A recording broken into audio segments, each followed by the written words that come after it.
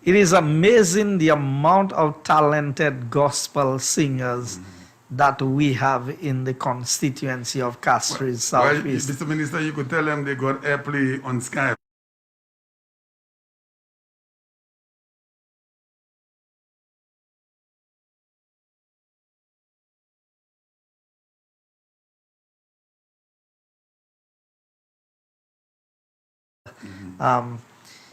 They are just people who have the ability to sing and to sing well.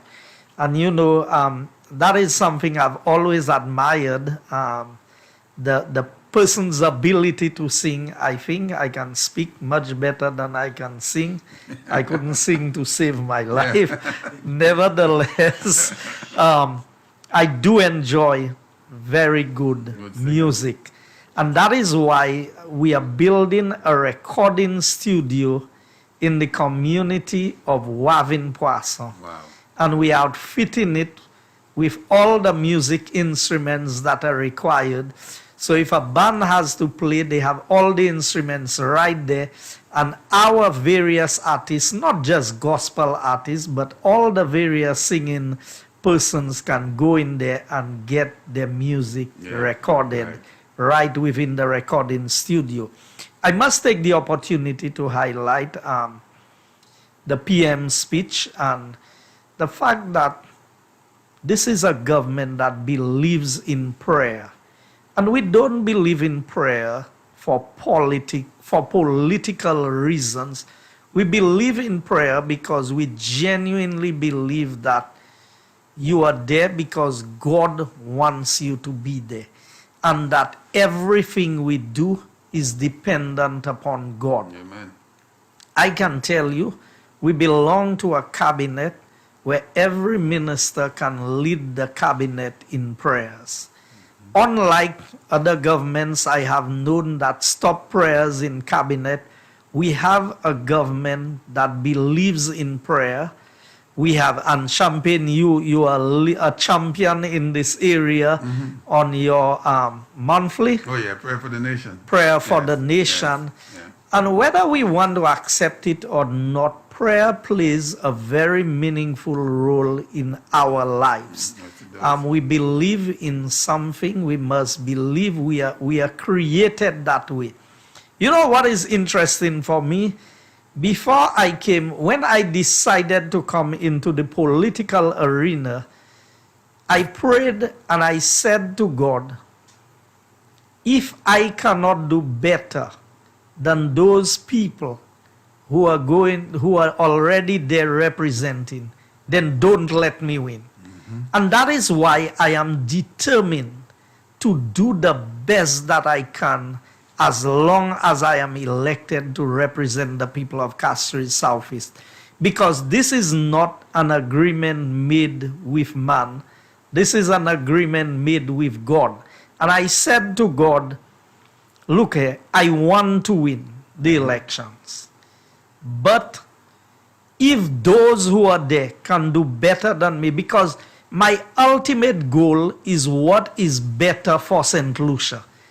If governments run the country effectively, if they do the right things, if they allow the economy to grow, if they make the right decisions for the country, we can live comfortably. And that is my aim. And I didn't just say that because, you know, we can just say things with our mouths that we do not mean with our hearts. But God knows, and God can read our inner desires and intentions. And that is why God don't judge us always just by what we do, but by our motive for what we do. And I have tried over the years in the political arena never to use the things of God for political gain. But I cannot run away from the fact that this is who I am. That every morning that I wake up, I pray and I ask God for His blessings and His guidance throughout the day. That every decision, for example, on a Monday morning, when we pray at home, my wife and myself, we pray for the cabinet of ministers. We pray for the Prime Minister. We pray for the Parliament. Like as we are going to Parliament tomorrow, we would have a special prayer for that Parliament session, that things would be done according to God's will. And do I always do what I think is best? Not necessarily. Because as human beings, we fail at times. But ultimately, our motive must be positive. Our motive must be what is good. And I'm always thankful for all the people. I call my constituency the Church Belt constituency. Because I don't think any, the last time we were checking, I think we have close to 30 different congregations within the constituency of Castries Southeast. And we are truly blessed when you have so many people praying at the same time.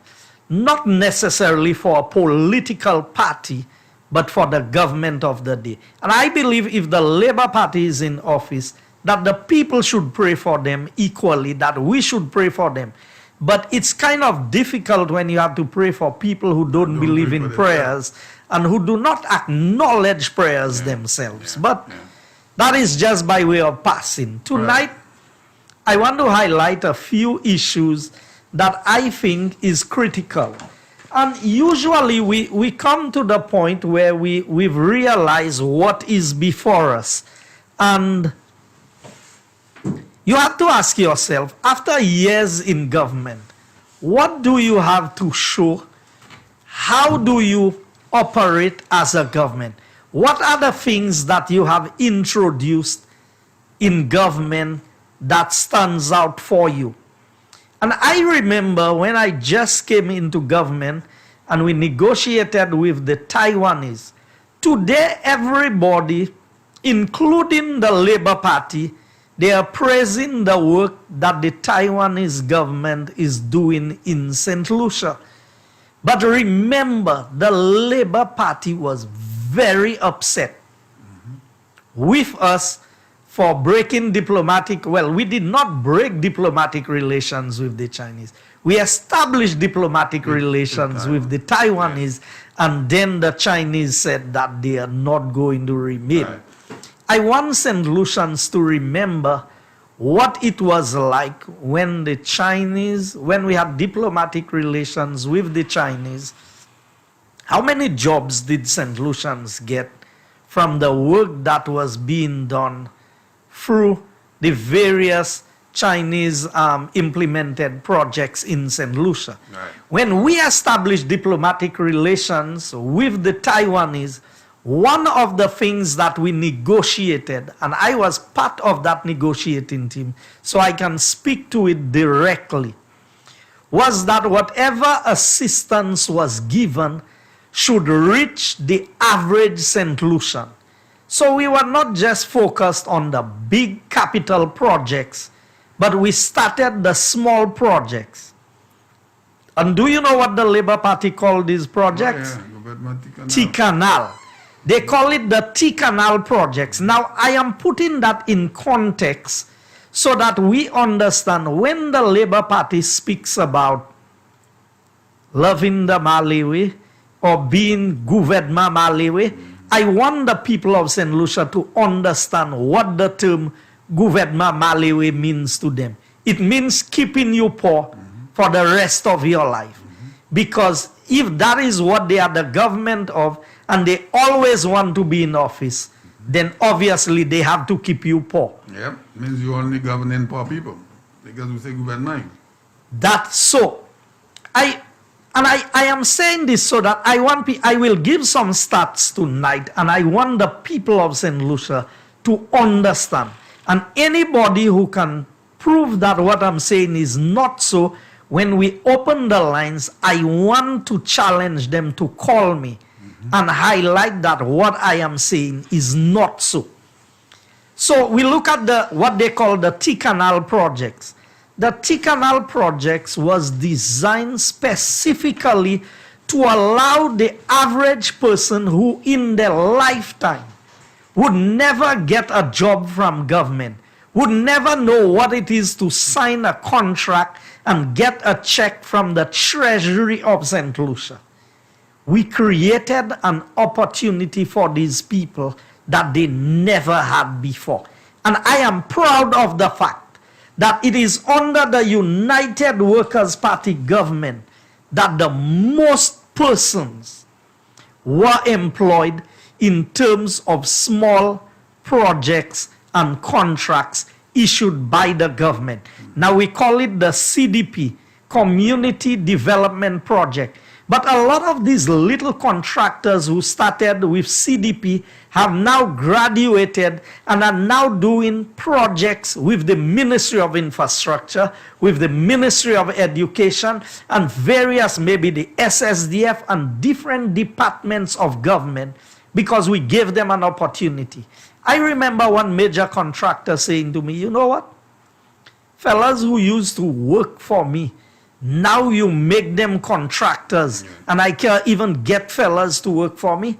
And he's a big contractor. I said to him, so all the contracts are always supposed to be yours. Yeah. So you are big, nobody else is supposed to grow. Yeah. But that is how the Labour Party operates. So who criticizes the most for the T-Canal projects? The St. Lucia Labour Party.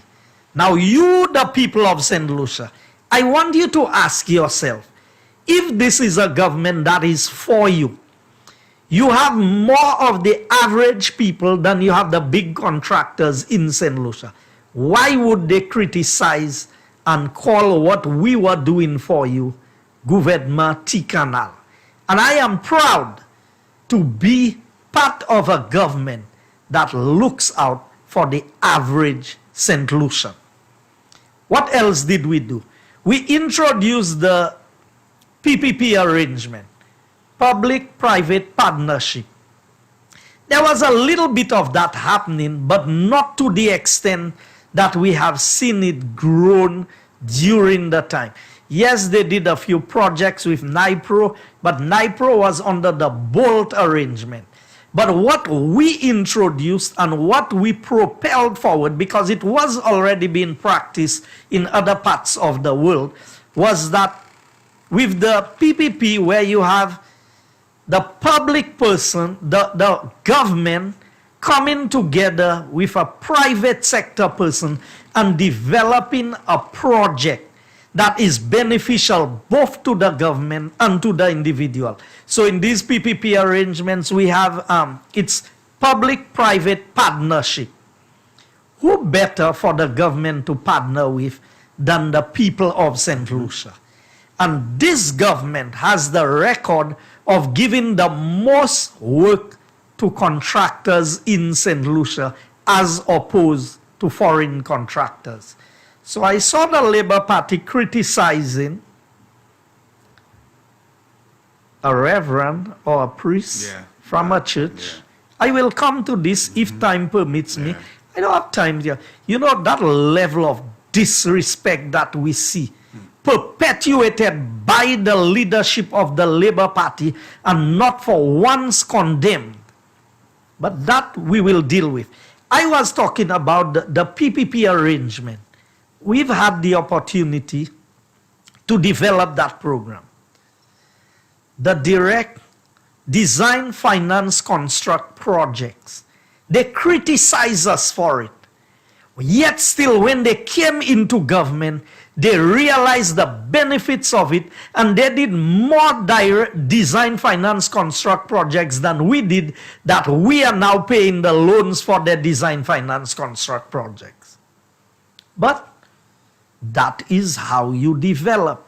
You give your people the opportunity to develop themselves, to bring the money to the table, to design the project, to implement it, and the government pays them over a period of time. The same things that the Labour Party criticized us for. Now, a lot of these initiatives was driven under my ministry during the time I served between 2006 and 2011. Now, I want to ask the people of St. Lucia a question. If you give a contract for $500,000.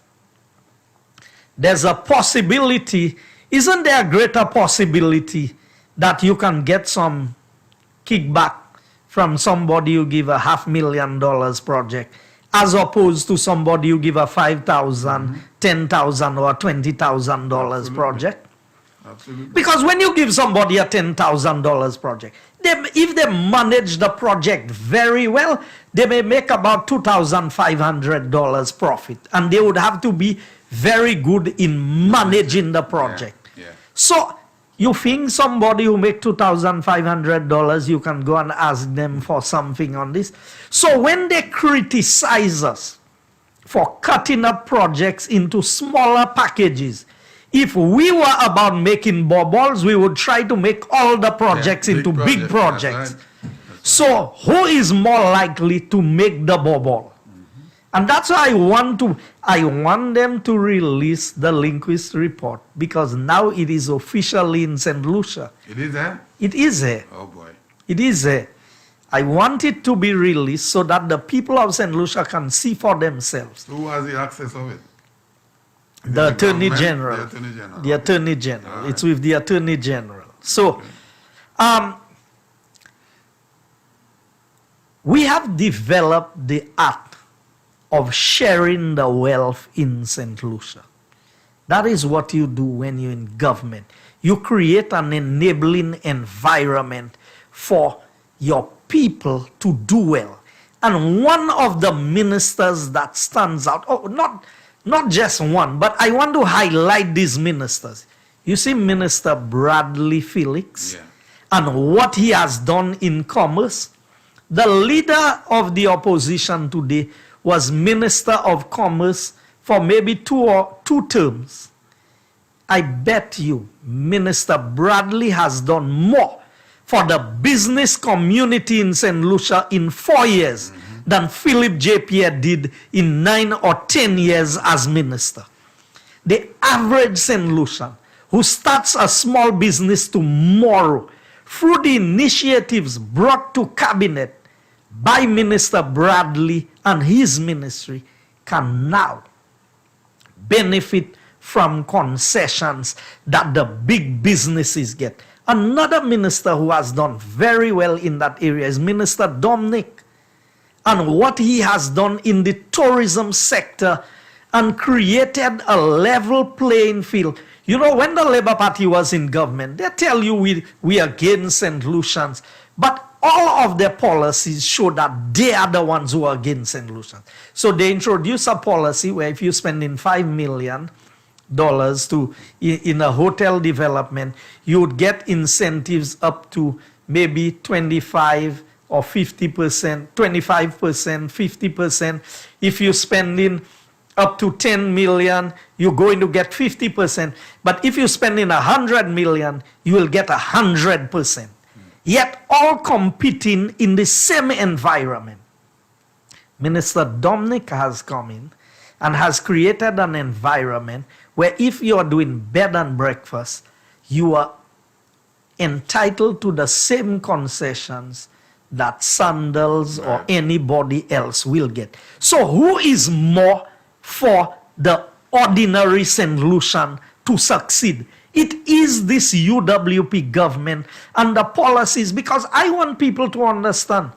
It's one thing to talk, but it is another thing to go out there and get what is promised and what is actually delivered. I also want so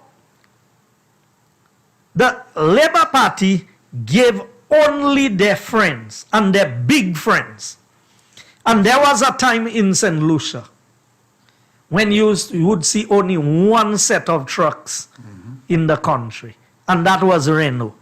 Now Renault is my friend. Renault has several projects doing as we speak. Projects went out to tender. He won a tender in my constituency, and he has subcontracted the work to other people, and I appreciate that very much. The issue is not Renault. The issue is the government. The government of the day, when the Labour Party was in office, one set of workers benefited from everything and the rest of the contractors got nothing. As we speak today, every contractor, nationwide, Fresh Start, Scaly, CPAL, Mega Construction, James Cobb Construction, you name the contractor, Champagne, every one of them, they have enough work. Nationwide is there, nationwide, you have C.O. Williams. C.O. Williams, all of the contractors are working. How is that possible? Because this government believes in equity, in sharing and allowing as many persons as possible to participate in the construction and the work that is being done.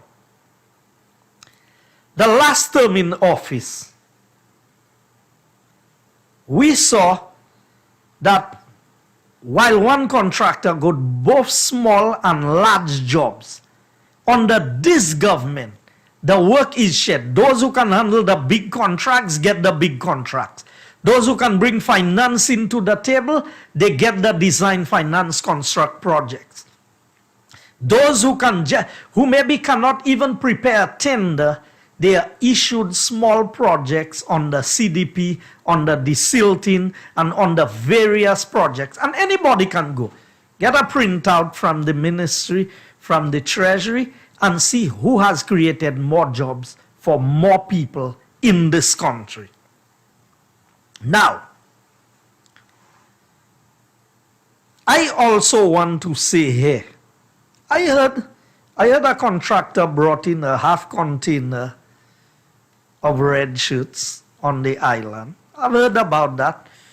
That's just by way of passing. Unless I can come and present my documents, I'm not going to delve further into it. But if that's the case, the contractors are still working. We are not about fighting people because they choose to support one political party as opposed to another party. But if it was the Labour Party in office, it's a different ball game altogether. Now, let's go to what touches the average person. And when I said to you, the SLP want you to remain poor, let's go to the STEP program. Let's do that. The STEP program, when the Labour Party copied that program from Trinidad, the short-term employment program, they were paying, in Trinidad, they were paying them 100 TT, which was about 50 EC. In St. Lucia, the Labour Party introduced that program at $20. And I want the people of St. Lucia to remember that was in 2006. And 6? 2006. No, the program was ongoing. Okay. The last phase of the program was implemented by the St. Lucia Labour Party in November of 2006. Remember, the elections was in December of 2006. That's right. So they ran the last step program, paying the people $20 a day. You know, when the UWP came into government, how much we were paying the people? $50 a day for the STEP program. Or call it the beauty. I don't mind calling it the STEP program. It's a short-term employment program. We started paying the people $50. We increased the price the Labour Party was paying the poor people of this country by 150%. They were paying $20. We started paying $50.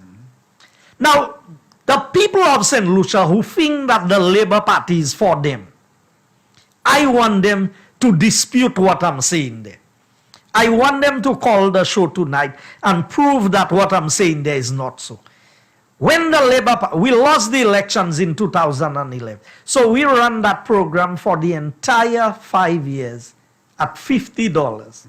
And we used to employ 200, 300, 400, 100. Now, some constituencies would pay up to $1,000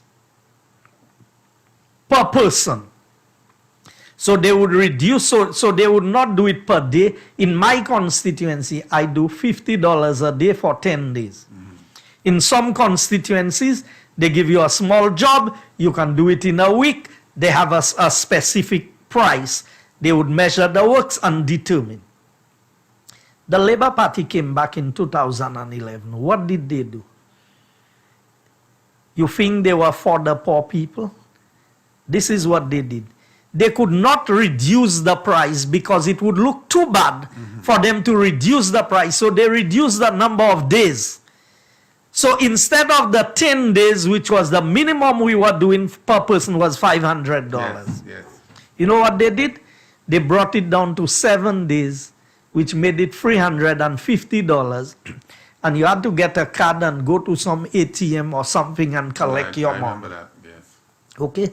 And then they reduce the number of persons. So take a constituency like mine, where on average you would employ 300 to 400 people every time we have the STEP program.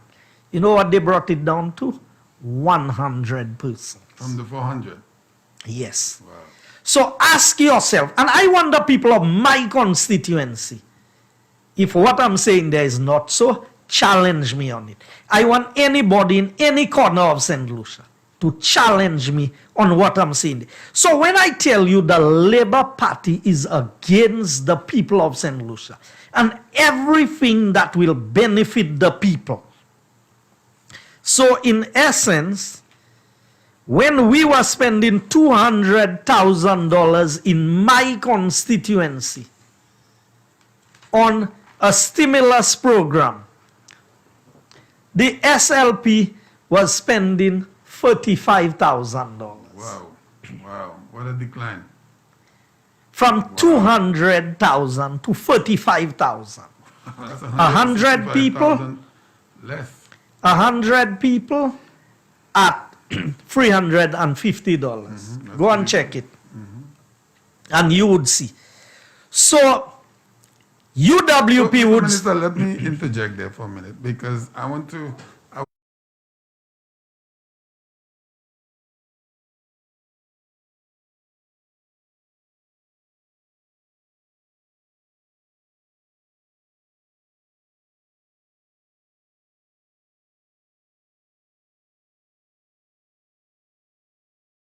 amount of money.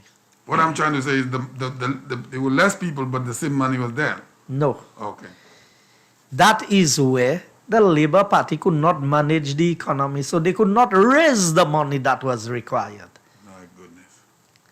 And they deliberately, well, to an extent, because even before that, they were paying the people $20.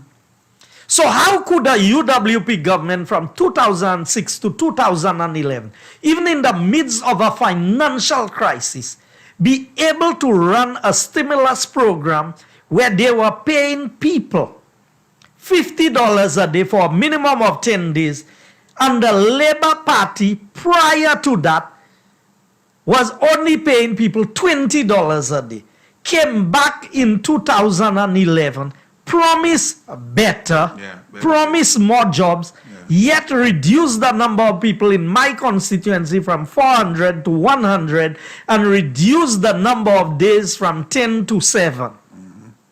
Is that the people you want to put in charge of your business in Castries Southeast? Would you know if that was done only in your constituency?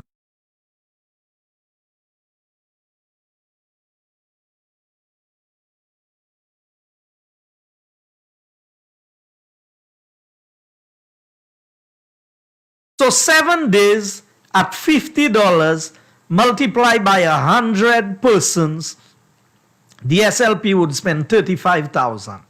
UWP would spend 50 by 10, which is 500 times 400. That is $200,000.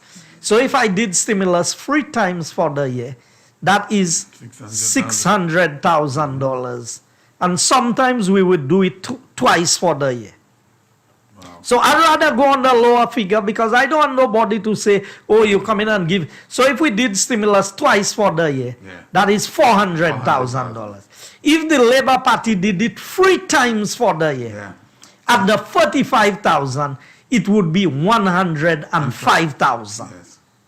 Look at the difference. And I want the people of St. Lucia to understand what I'm saying. I'm not speaking a language that you cannot understand. Le Labour Party te un gouvernement, yo ka paye $20 par jour pour travail step. C'est toi qui dans soleil là. Les flambeaux vini, flambeau c'est pour $50. Les flambeaux perdent l'élection avec les bavian tout. En dit les ba continuer payer pour 10 jours de travail là $500. Yo tiye 3 jours à souy et yo menen pour 7 jours. So ça te ka vini $350. Et que yo te oni ka employé 100 moun. Les moitié là between 2006 pour 2011 nous te ka employé 200 300 de les 400 moun. Depuis moi vi en gouvernement nous ka payer $50 pour 10 jours et que nous aussi ka employé 400 moun. So mande kon question, qui laisse gouvernement, qui laisse rep qui plie en faveur, un rep flambeau, et ben un rep liba. Now, moi pas ça faire décision ça bay moun. Ça c'est décision that moun ni pour faire pour koyo. Let's go champagne to desilting. Yeah. Okay? Because I wanted to say that the UWP would spend 5.5 times the amount of money that Labour Party was spending on stimulus or step. And even with COVID and all of that, we've been able to run our stimulus. When we run stimulus during the December day, I had about 432 people work in my constituency, and each got paid $500. That's a lot of people. We have to ring the bell on that. Ça c'est presque moun passé les batte employé en whole pays. Whole pays, yeah, come on. And all my other reps had their own method of implementing. Now, let's go to the desilting program. In the desilting program, the Labour Party was spending $1 million in the entire country for desilting. In Castries, Southeast alone, we're spending $1 million in desilting. Now, we not yet talk about Vieux-Fort and Soufrière and ancillary canneries and the Castries River, Marchand, and Gros-Îlet, the Bois d'Orange River, and all of these areas. All of these areas, Babono, everywhere, the Shock River, everywhere. So the UWP has spent on average between $3.5 and $4.5 million every year on desilting. So, regardez ça simplement. Labour Party a pour 4 années te kay dépensé $4 millions en desilting. Gouvernement Flambeau en yon l'année a dépensé 4 millions 500 4.5 Yeah, 4 millions 500. 4 millions et demi. Yes. 4 millions et demi dollars en yon l'année. So en yon l'année, nous avons dépensé plus l'argent en desilting parce que le Labour Party fait pour whole 5 l'année, eh bien 4 l'année et demi en gouvernement. And different truckers, and not the same truck owners.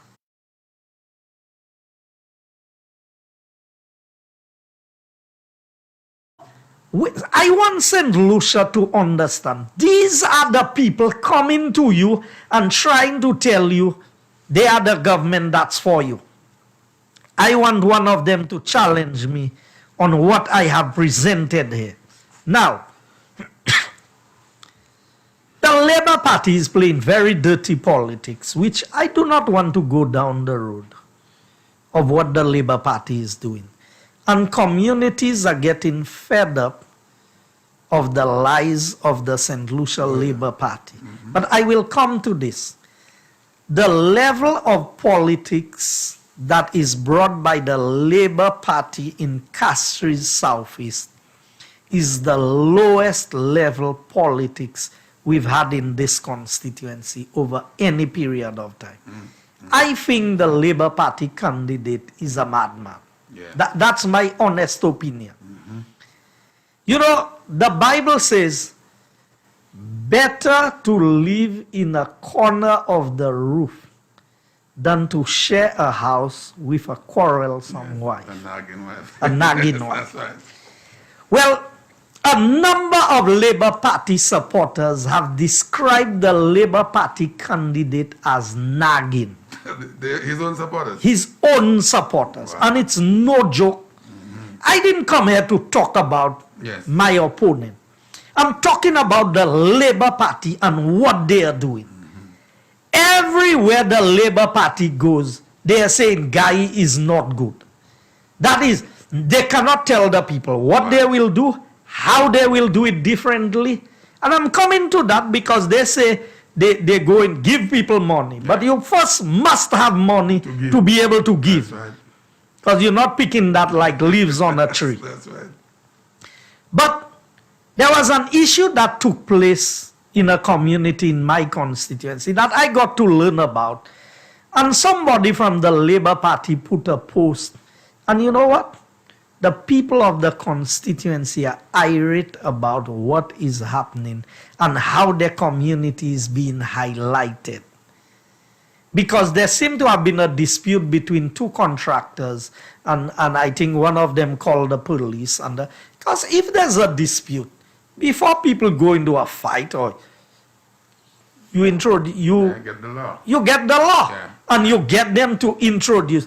So, two people doing something that I am nowhere involved in. I wasn't there when the person signed their contracts. I'm not the one on the ground implementing the project. I recommend persons for the project, and I make no bones about that. This is CDP. I'm the parliamentary rep, and I recommend people to do projects in my constituency. And those who want to hide and say, oh, they ain't doing this, they ain't doing that. But they said that they were going to do the project, and I stopped the project when I came in. How you can go and issue contracts to people the week of elections? So wasn't that a political ploy?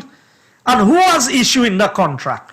Somebody who was a candidate for the Labour Party. But today, when the same thing is happening to them, they sing a different song. Now, you see what I do? I'm not afraid of saying what I do. It's known. So CDP these are projects implemented by parliamentary reps, and as the parliamentary rep, I recommend people for the job. But once the people are recommended for the job, it is their responsibility to do the job, to do it up to standard in order for it to be certified to get paid. I don't get involved in that part of it. But for a candidate of the Labour Party to come in and try and make it look like is the rep that was talking about the police should be there attending to COVID matters, and we have them. They're attending to people's problems in the constituency. That is what you going to post about what you doing in the constituency. And the people in the I didn't know that the people in the community sent the thing to me and they said, man, this man don't have no respect for our peaceful community. Yeah.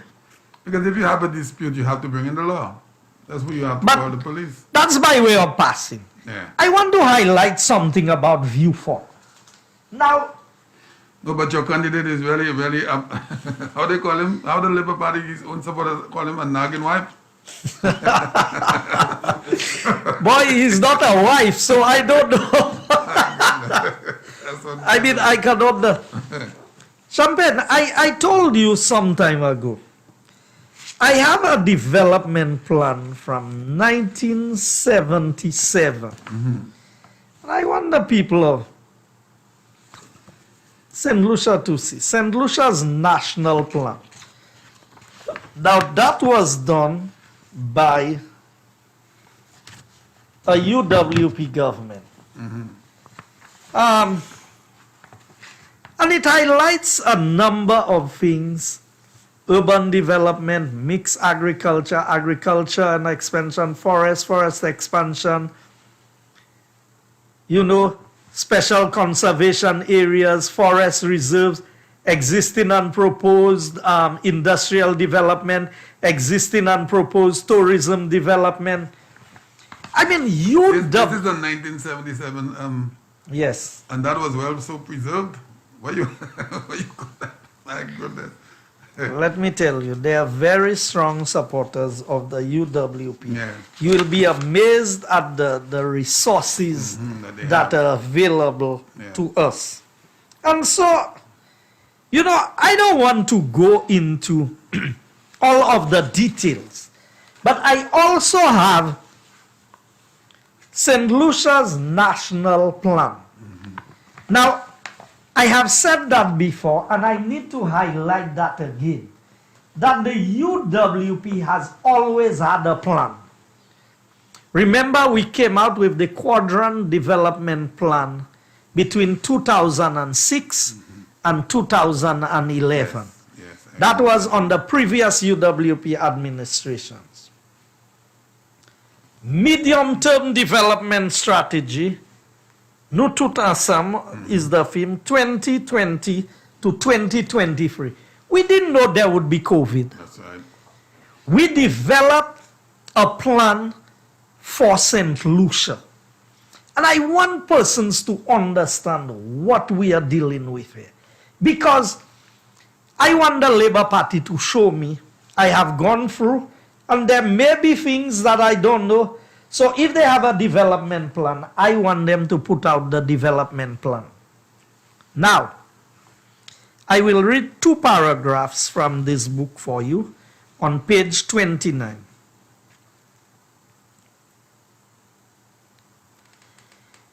Problem areas.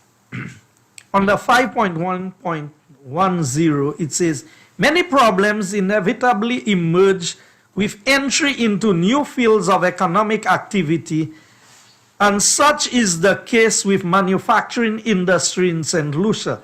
Significant among these are the lack of managerial and technical expertise and the reluctance of the commercial sector to branch into relatively unfamiliar fields of industrial enterprise. These 2 problems are related in that the lack of confidence shown in initiating productive ventures is partly due to the absence of appropriate technical training and experience. So they were highlighting what the issues were back in the 70s. Then we go to 5.1.11. Another problem concerns physical development strategy. And I'm deliberate about what I'm saying here. While I'm saying I'm deliberate in quoting this book, because I want to make a point. Viewfort in the south of the island was selected as the main industrial development area primarily because of the existence of a former US base. That is back in the 70s. So the focus on Viewfort by a UWP government is not a coincidence. No, it's nothing new. It is not an afterthought. It has always been part. And if you look at the development plan that was done in the Quadrant Development Plan, you would see that most of what we are introducing in Viewfort was part of the Quadrant Development Plan that was introduced between 2006 and 2011. But here's what it says. So I want to read that. Viewfort in the south of the island was selected as the main industrial development area primarily because of the existence of a former US base, now 6,000 acres of prime publicly owned land adequately served with infrastructure and conveniently located near to the air and seaports with known expansion potential. From a strategic point of view, the selection of Vieux Fort as an area of accelerated industrial growth will, if successful, serve to stem the tide of population drift to the capital region in the north. And these facts justify concentration of effort in the Vieux Fort area. The recently upgraded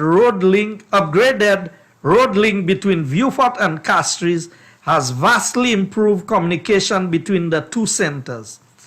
But it is significant that up to now, it has not been much more difficult to find tenants for space at Vieux Fort than in Castries. The industrial facilities offered in Vieux Fort are at least as good as those in Castries, but the amenities offered by the former cannot approach those of the latter, highlighting the need to complement the industrial drive with all-round development effort to make the selected growth point to attract an attractive place to live. And I want to stop there in terms of what I am highlighting. That is a development plan back in the 70s. Now, where are we today? Dr. Anthony served 15 years as Prime Minister of Vieux Fort. What was his vision for Vieux Fort and what did he do? The port in Vieux Fort literally closed down under the watch of the St. Lucia Labour Party. That's a fact. That is a fact. The airport fence had a hole when we came in 2006, where almost all airlines had already pulled out of St. Lucia and was not being addressed. I was part of the first meeting when we went to Miami, and because of Sir John's re-entry into the political arena, that the president of American Airlines decided that he was going to keep the flight in St. Lucia and make it a daily flight at no cost to St. Lucia. So we almost lost American Airlines. Almost. So I went around Vieux Fort on Friday, the Prime Minister and myself. And it is amazing. I want the people of St. Lucia to pay attention to what I am saying. Development does not come by accident. Development must be deliberate. It must be planned. I have a letter here in my hand, addressed to one Robert Ainsworth.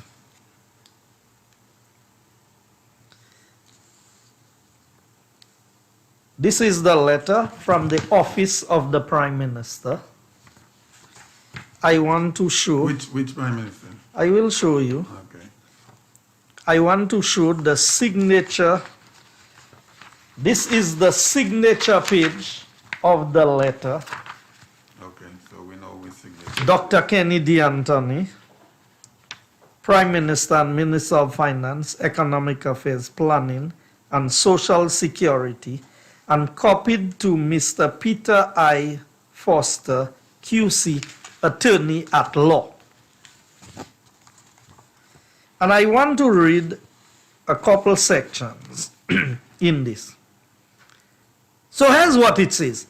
I write in response to our telephone conversation during November last year and your subsequent email correspondence providing details of the new financial structure for DCG Properties Limited and for Equator Lands Companies, the latter being the developer or development company.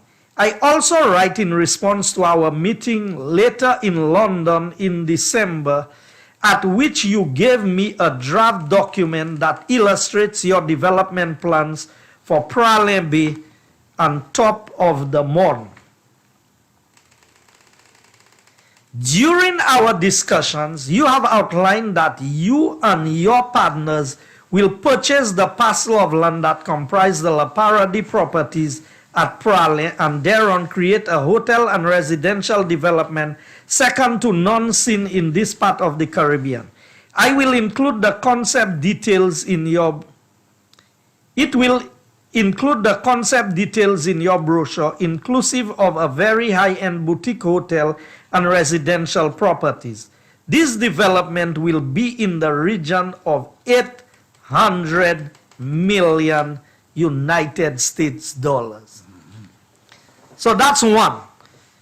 So a developer comes to Dr. Anthony and says that he's going to do a hotel development. Yeah.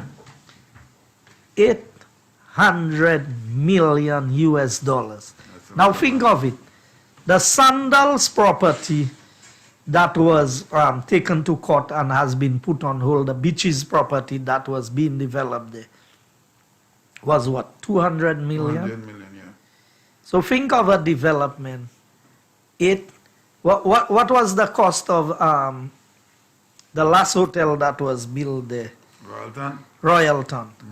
Was Royalton 300 million? So think of a hotel. Somebody come and tell you they come in and build a hotel and the hotel is $800 million. Anyway, here's what it says.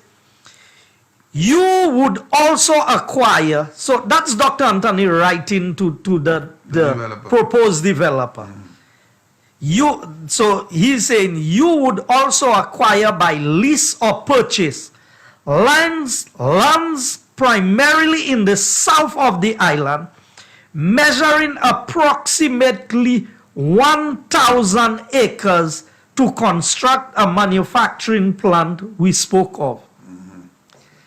So the same land that they quarreled about, that DSH, now DSH has only about less than 200 acres of land, if my memory serves me right. I'm subject to correction on that, but I know that the lands that involved the government was in the region of 200 acres or less. But the Labour Party government is promising somebody or is saying that that person will buy or lease. You would acquire by lease or purchase. So acquire, I don't know if you acquire by lease. It could be a long-term lease, so it could be a 99-year lease. Or purchase. Or purchase 1,000 acres of land to construct a manufacturing plant we spoke of. Which manufacturing plant they can build in St. Lucia that will occupy 1,000 acres of land? Really? That's a lot of land. But here's the best part of it. The equipment alone to be installed in St. Lucia in the first instance will cost 500 million euros. The equipment? The equipment alone. So that's not the manufacturing plant, you know. My goodness. What is that, a space plant? No. C'est nom qui a dit l'histoire. Et ka kwene couillon. Wow. Because sa couillon yon ki ka ikwe. Yeah. That un homme ka just vin fè sa. Equipment 500 million euros. Because I checked the zeros to make sure it's not 50 million. So they have 5 and 2 zeros behind it, then a comma, then they have 3 zeros, then they have a comma, then they have another 3 zeros, and then they have a full stop, and then they have 2 zeros. That's right. So I think my understanding of mathematics is 500 million euros. The construction of the plant will cost an additional equivalent sum as special construction material and process will be required. So the factory will cost 500, an additional 500. So that is 1 billion euros. So 1 billion euros, if you look at the exchange rate of $3. Yes, $3. So it's 3 billion EC. That's 3 billion EC. Now that's in addition to the 800 million US hotel. Yes. So 8 by 2.67 would be about 2 billion. 8 freeze 24. Okay. So let's round it off to another 2 billion. 2.4 billion. So that is already $5 billion.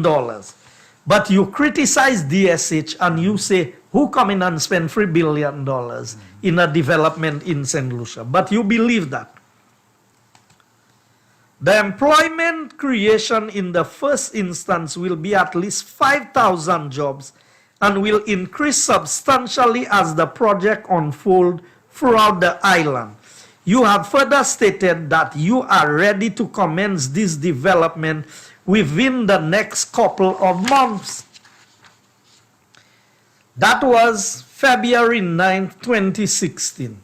Next couple of months would be March, April, May. You call elections in June. March, jamais rien fait.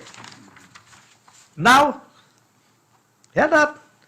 The appointment of a dedicated government project liaison executive within the government department whose position and authority will be to confirm and accept by the government and all statutory authorities of St. Lucia to facilitate the approvals and execution of agreements and licenses to ensure the timely completion of the overall project. Scope of works will be mutually agreed between both parties. And here's the best part, that all the timelines within the existing DCA are to be reviewed and amended to commence with the expected start date of your project in line with your present expectations. So you're going to go and adjust timelines and DCA. So where was the authority that always challenge us on what we are doing? You want me to say the name? No, we don't have to say the name. Okay, all right. Now, So that 1,000 acres, does it state where in the south that 1,000 acres? it doesn't say anything of where it is. But I know that one of the site visits that they did was the same place where the DSH is. Boy. And they visited DSH before us with I DSH. was about to say that. So you're dealing with two different developers for the same property. Here's what they were offered: waiver of personal income tax for the board and senior management of Lifestyle Group PLC and Equator Lands Limited and its subsidiaries up to a maximum of 20 board or senior managers. This waiver to be extended to all purchasers of property under development to include first-time purchasers. So you give board members, you give managers, everybody, waiver of personal income tax for everybody. But when the UWP does the same thing, you criticize. Waiver of corporation tax for the development company, its subsidiaries, any and all of its joint venture partners, including but not limited to operators of hotels, casinos, marinas, retail, private members club, theater, real estate developments. Exemption of all forms of VAT and import duty for construction purposes for the development company, its subsidiaries, any and all joint venture partners, including but not limited to operators of hotels, casinos, theaters, marina, and the list goes on and on. Private club, incorporation of, and head up on the importation of all and any materials, including but not limited to building material, plant, equipment, fixtures, goods, supplies, vehicles during the construction phase and for ongoing maintenance, repair, renovation, renewal, expansion of the development for the period of 25 years from the commencement date of the, there's more, exemption and or waiver of alien landholding license, stamp duty of the development company, its subsidiaries, and any and all joint venture partners for all real estate purchase for first-time buyers. And here's the bomb. Withholding tax. You remember how much they criticize Sandals That's right. that have free established hotels employing thousands of St. Lucians and contributing millions of dollars to to the economy of St. Lucia. For their withholding tax, they make it look like somebody committed a crime when it was something that they were rightfully entitled to. The development company, its shareholders, directors, managers, real estate owners, any and all joint venture partners shall have the right to repatriate dividend, interest, principals on payments on any loans made by them and payments made to them for services free of withholding tax, income tax, corporation tax, and any other taxes in effect or to be enacted. So yo passe loi ki poko même la yo ja exempt company from ça. And you want me to take the Labour Party serious? Anybody want these fellas lie through their teeth? Please. They come and they paint one picture to the people of St. Lucia, but when you put, they have more, you know, that the proposed development be appropriate fall within the Tourism Incentive Act, that the government will sanction the establishment of special security arrangements for the investment, given the sensitive nature of the investment.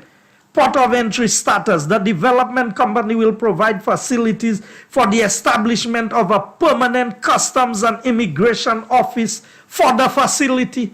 So you can need own customs, your own customs officer, yo. St. Martin, Freeport. Okay? In the areas of the development where manufacturing plants will be established in the south of the island, a free zone designation under the laws of St. Lucia, the government will facilitate the establishment of investment. Hear that? The government will facilitate the establishment of the investment as a CIP-approved investment under the provision of Citizenship by Investment Act to include but not limited to. So when Richard Frederick talk all his nonsense on radio and on TV about DSH and what is happening, I want him to make reference to this letter. And I want him to tell me how the government will facilitate the establishment of investment as a CIP-approved investment. So these can be CIP-approved investment because, say, Dr. Kenny Anthony Gidi. But when it's the UWP making decisions for the benefit of St. Lucia, it is wrong. Any and all joint venture partners connected with the development, including the hotel operator, retail, casino, theaters, nightclub, private clubs, and marinas.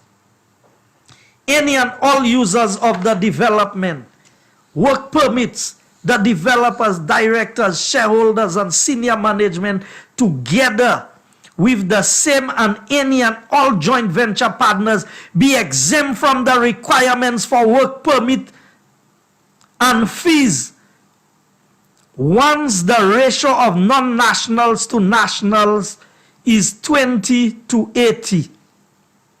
The developer will submit as when applicable the schedule.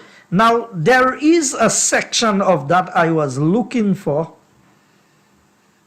So here that the government acknowledges that Equator Lands has directly or through one of its subsidiaries begun the process of acquiring, hear that? Begun the process of acquiring the freehold of Trumasse, Louvet, Hal Estate on the east coast of St. Lucia with the view of developing these lands in conjunction and in harmony with the new concept Pralin Bay development. In addition, the development company wishes to lease from the government further lands extending to approximately 1,000 acres in the location of the industrial use to establish its factories. In the event that one or more of these lands are acquired, then it is understood between the parties that the concession referred to above for the Pralin Bay development shall extend to include developments in these additional lands. Now, you think Labour Party, Philip J.P. and Kenny Anthony learned anything from Grindberg? Here's what they did. On page 8 of the letter. The government confirms the right of the developer to extract and develop the natural resources, if any, that are discovered within the curtilage of any of the lands owned by the developer and its subsidiaries. Now you know that if when they drill in they get oil, or when they dig in they get gold, or they get silver, or they get some precious, some oil or something. Yeah. After Kenny Anthony went into the Grindberg agreement that we are still in court with today, you are, after everything that went on, that's why I tell you, the Labour Party has no regard for the people of St. Lucia. No. You coming back 10 years later or more, you spend 10 years in government, you spend 5 years in opposition, you come back into government in 2016. You go in and sign an agreement with a developer. Now, if you look at all of these estates that we are talking about there, because they have, here are the estates that they said, Trumasse, Louvet, Hal Estates, I don't know where that is, on the east coast of St. Lucia, with the view of developing these lands, in conjunction with all the lands for Prale, and plus 1,000 acres in Viewfort. Labour Party was selling St. Lucia under us. The whole of St. Lucia. But say, Sai of Le Munque. So, DSH does not even have 200 acres of land. But you are giving this, and you give them the right to mine whatever resources they have there. Yeah. As indicated above, the government may deem it prudent to enact special legislative provisions to facilitate this development. Dr. Anthony was saying we are willing to go to Parliament to pass special laws just for you. Wow. And today these people are fighting the development in Viewfort. And people in Viewfort will leave their home on election day. I vote by a Labour Party representative. Yeah. Now here's what the letter says. On behalf of the government, we look forward to working with you and your team in the future and to assist with the creation of a unique and exciting new experience for the island, which we envisage to be entirely beneficial to the economic and social development of the people. This letter and its terms is to be kept confidential as between the parties and your intended joint venture partners only, and will become public on the mutual agreement of the parties. On behalf of the great people of St. Lucia, we look forward to a positive contribution to our economy and increased sustainable development. The letter was supposed to be confidential, but on behalf of the great people of St. Lucia. Now, that's a natural part of agreements. So when you hear that we are in government and we cannot release certain information, it's not because we're hiding anything from the people of St. Lucia. It's what are the terms of the agreement that people have gone into. Now, why did I highlight this thing? For the first time in the history of St. Lucia, maybe going as far back as when the Americans were in St. Lucia, Viewfort is getting its fair share of development. You have Ojo Labs employing hundreds of young St. Lucians. Yep. You know there are people who have left Castries and now going down to Viewfort to work. At Ojo Labs. So the times has changed. When did we think of people leaving Castries to find a job in Viewfort? This has only happened under this UWP government. Let's go further. ITEL BPO has employed hundreds of St. Lucians. I went there. There were factory shells there and close to the free zone by the airport. These buildings for more than 20 years have been closed, generating nothing. Now let's talk a little bit of economics. You can have the best piece of land. It is sitting there, and all you do is, I have a piece of land, or I have a nice house. Nobody is occupying it. Nobody is renting it. You just have it on paper to say that you have that. What is that generating for you? Nothing. Now, every day that it stays out of use is an opportunity lost. You cannot regain that opportunity, no matter what you do. And that is what I want the people of St. Lucia to understand. I want the people of Castries Southeast to understand. When we talk about a balanced development for St. Lucia, Philip J. Pierce said he wanted to make cul-de-sac Smart city. a smart city. Yeah. Tell him cul-de-sac is well on its way to being developed. Yeah. I think he should try and develop Marshall Yeah. the way cul-de-sac Yeah. is developing. That's what he should try and do. But let's go to what's happening in Viewfort, because I want to highlight that. So we have Ojo Labs employing hundreds of, we have ITEL BPO. And when I went down there and I saw the 2 new buildings that is properly outfitted for ITEL BPO, because they are going to increase the number of employees. Maybe before the end of this year, under UWP government, they may be employing 1,000 St. Lucians in the south of the island. So think of it. My understanding is between ITEL BPO and Ojo Labs, they may be paying salaries of close to $4 million a month. That is money that goes in circulation in Viewfort. I want to ask Dr. Kenny Anthony and Philip J. Pierre, when last did they create a job in Viewfort? Now you think, Champagne, we have ITEL BPO. The Wasco office complex is being built. You have 15 kilometers of pipe laying happening in and around the Viewfort area. For the first time, Viewfort will have water, a water supply that they never had. And that is happening under a United Workers' Party government.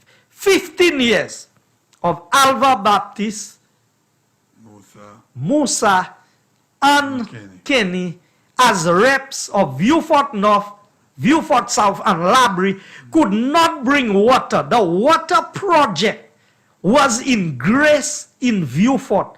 And that's why the people say they go into London. They're going to London, that's for sure. Because Musa is a complete waste of time when it comes to representation. You tell me a water project, Janvier fall, la pli tombe. No pan d'eau. Yo pan de l'eau because glou a sal. Oui. Le soleil ka chauffe, ou a vin sec, yo pan de l'eau. Y'all did everything. You don't know that the people of Viewfort needed water, a basic thing. It had to take a UWP government. Now, 15 kilometers of pipes being laid. And when you go up to Grace and you see the project in terms of the treatment plan that is happening there, that is over $50 million of water works being done by the minister Ezekiel Joseph, Yes, sir. Yes, who sir. has the responsibility for agriculture and Wasco. And you're talking after 50 years of representation from the Labour Party, Yes. up in Viewfort now. They had a plan that was brought down. It was left there to rust and to rot. They had to pay somebody $10,000 US to mount the plan. The Labour Party spent 10 years in office. They did not engage the gentleman. It had to take us, when we came in 2011 after Hurricane Thomas, to re-engage the gentleman to get this. Then you have the airport terminal going on. That's another $600 million project that we are talking. And I went on site, the cranes are there, the process of piling, the site has been cleared. Then we have the St. Jude construction. You know that the hundreds of people, and you saw well, I mean, everybody saw that the panels are going up, and all of the people who are employed down there. You have now I'm talking about the South in general, not just Viewfort. Yes. You have the Saltibus Road project. Every rep before Bradley Felix promised The only man who is delivering for Choiseul is Bradley Phillips. Yes, sir. Previous UWP government's promise, the Salty Bus Road. I can show you document upon document when the Labour Party was in office. And I know that's one of the promises that was made to the people of Salty Bus, that the road would be done.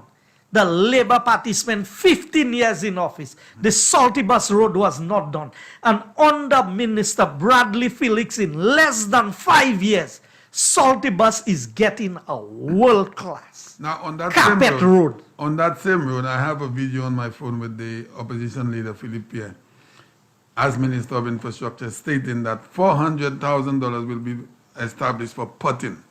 Potholing. And then they're going to do that road. That road was never done. Never. $400,000 for potholing. And then after that, they're going to fix the road.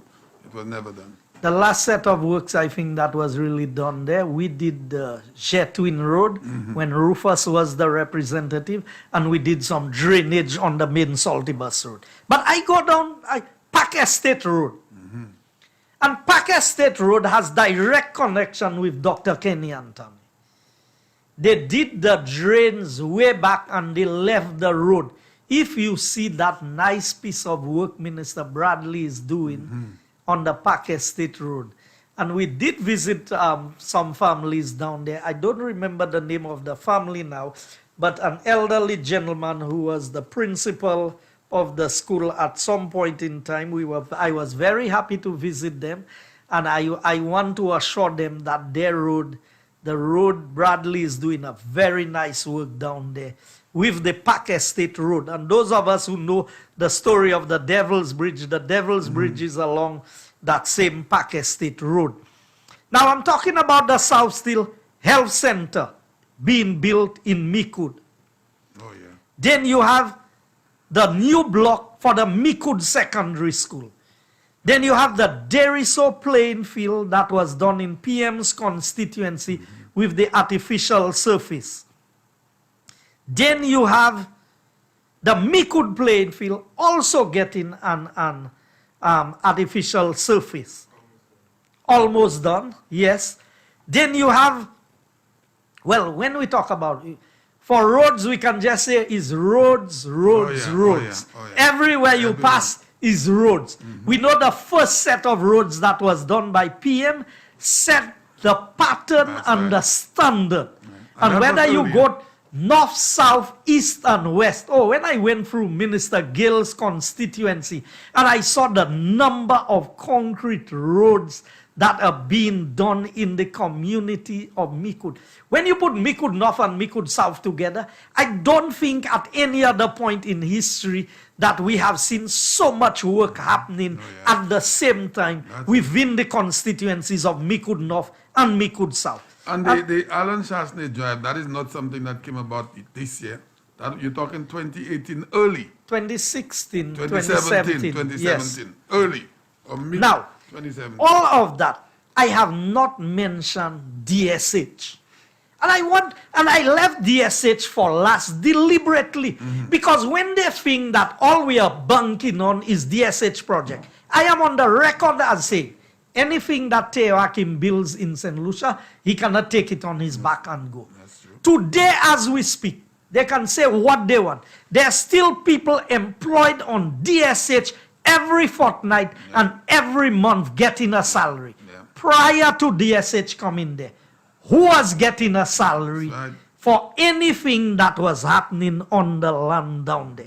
So St. Lucians, wherever you are, you cannot go to failed politicians. I've said it before, and I will say it again. Anybody who can make money for themselves, they cannot help you to make money. Si pas à faire l'argent pour quoi, c'est pas oui qui essaie de faire l'argent. Now, all I said, that did not include the private sector development. You saw that brand new glass building that went. When I say glass, not glass, the nice building, nice facade of that building in Viewfort, fully occupied. You know, we are looking for a place to rent for the Ministry of Transport because we want to expand our services The space we have is too confined. We cannot get a proper space within the vicinity of Viewfort where the bulk of the activities, because everything is occupied in Viewfort. You have something? Okay. I'm just saying that there is activity. I passed by Uptown Liquor Store and I saw they put a mezzanine floor and they're expanding. I mean, I went down there and I saw the work being done at ITEL BPO by Bryce and Company.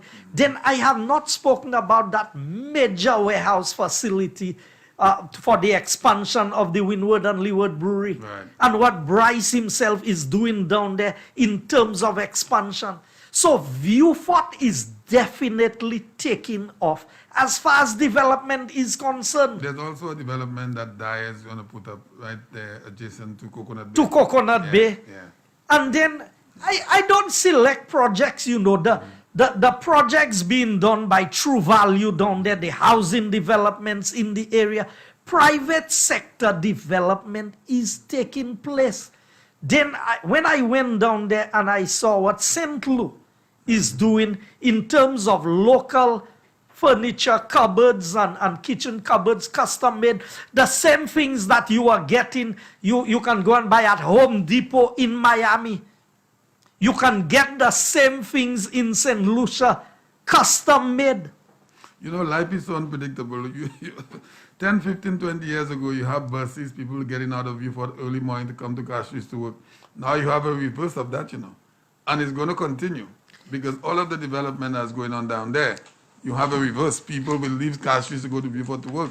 So, Champagne, the point I want to make is, when Philip JPS says, give people money, and I'll deal with that in Parliament tomorrow. Yeah, tomorrow. Give people money. Yeah. When you give people money, it's one set of people that benefit from that. You give them the money, they just go, they go to the store, and I guess Massey would be the biggest beneficiary of giving people, because what they would do is buy their basic needs. When you create employment, so let's look at a road that is being done. When you construct a piece of road, you buy stones, you buy cement. The truck bringing the material has to buy fuel. The gas station attendants kept busy. The person selling the cement. The boats bringing in the importation. So if you put everybody to sit down and you just give them money, your economy comes to a grinding halt. Yes. But you see, that's the mentality of the Labour Party. That is how they function.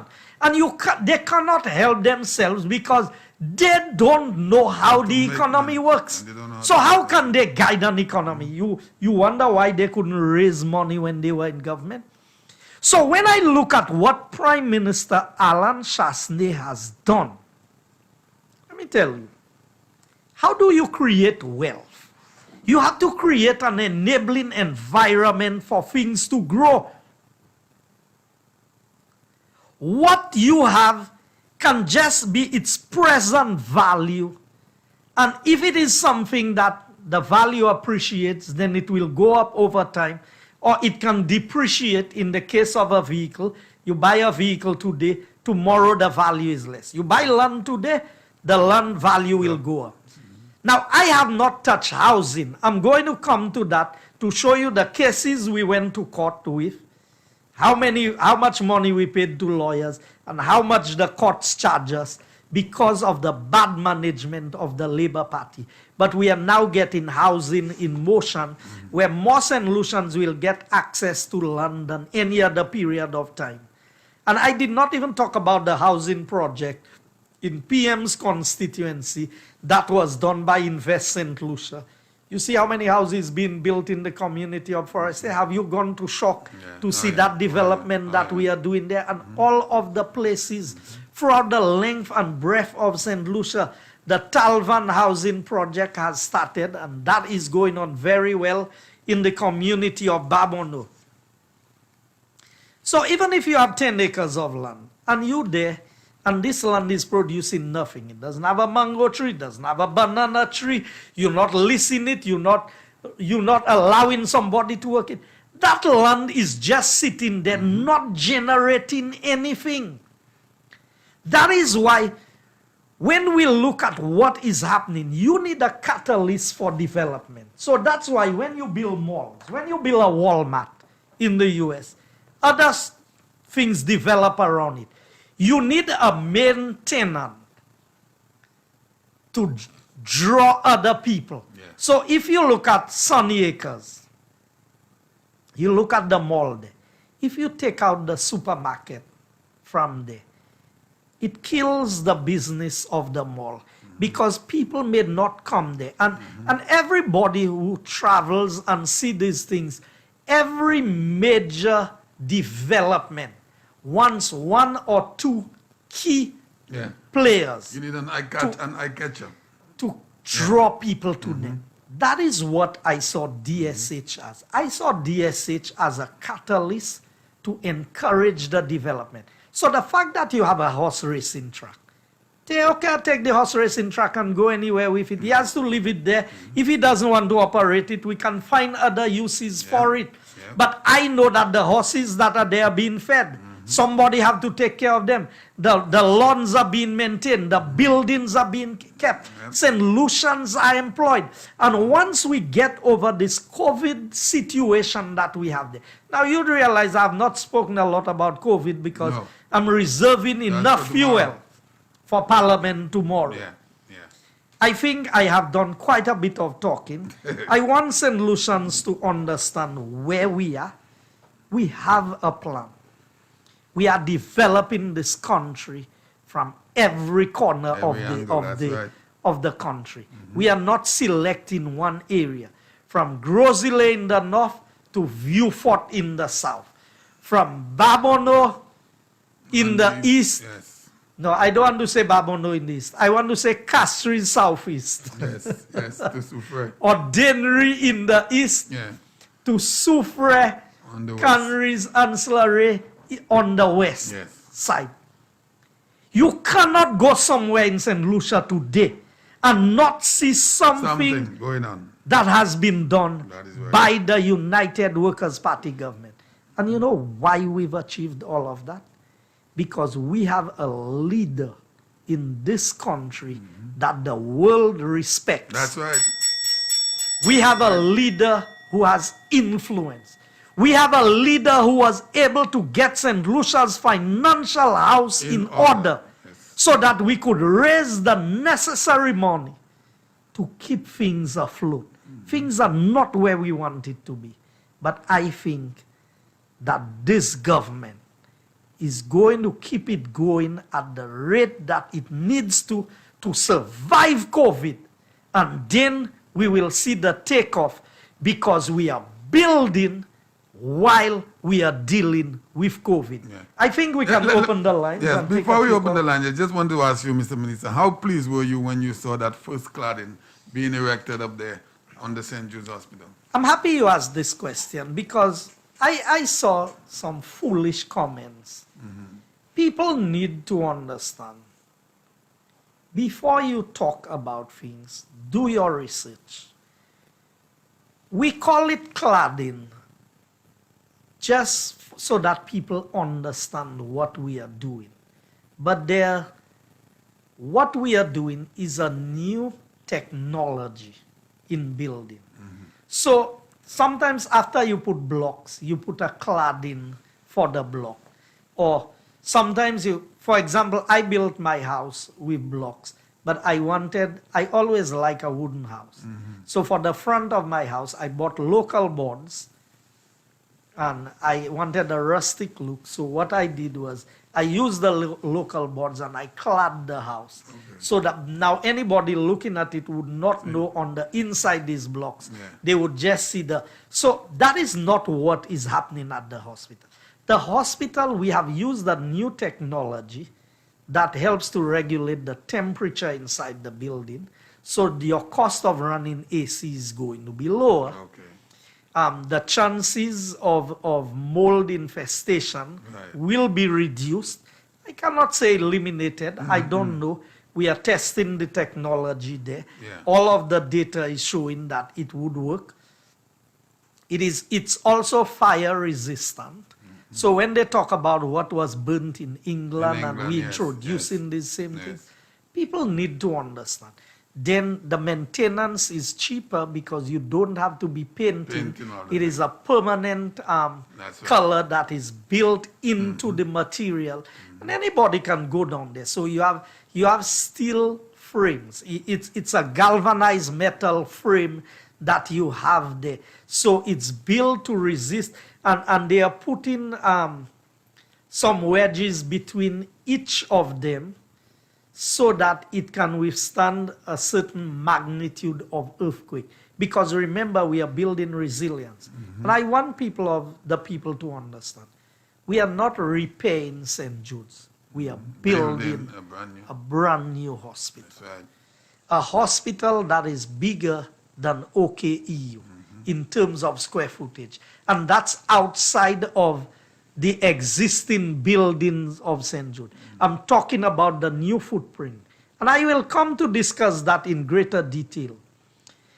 Anybody would understand that it takes sometimes 10 years to plan a hospital and maybe another 5 years to build. That is between 10 and 15 years. If you can pull up the clipping with Dr. King, do you have that? On St. Jude Hospital that was carried on Untold Stories. If you can pull up that for me, I would love to play that clipping. Okay. Because people usually criticize us. But I want persons to understand, we are building a hospital that will last you for the next 50 years. We are not building a hospital and in a couple days. I want to play that clipping before we go to the phone lines. Okay. All right, Tanisha. So there we have it.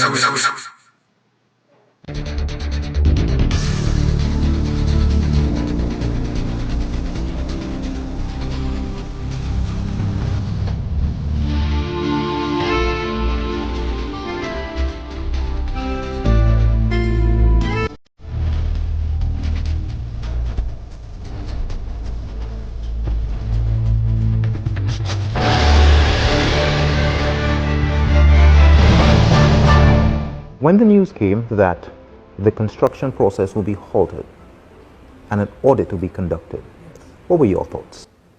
I actually thought that was a good idea. I thought that was a good, because let's go back to what I said a little bit earlier.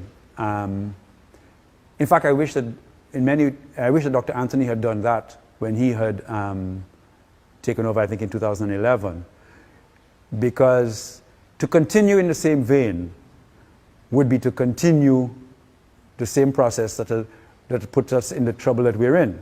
So clearly, one had to create a punctuation mark, a full stop, bam, and let us see where we are and then plan from here sensibly.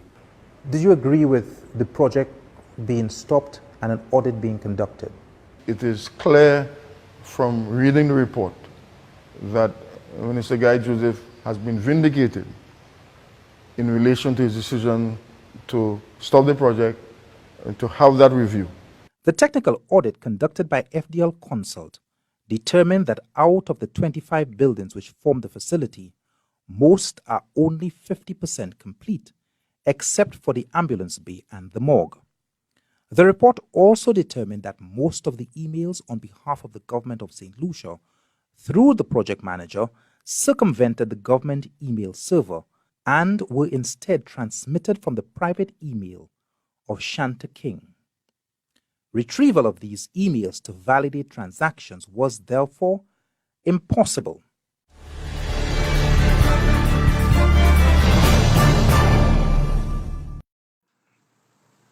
You see, some people may change their storyline. This government has remained consistent.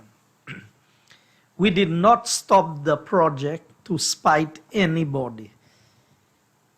There's no way you undertake to do something like this without doing a proper investigation of what you are going into.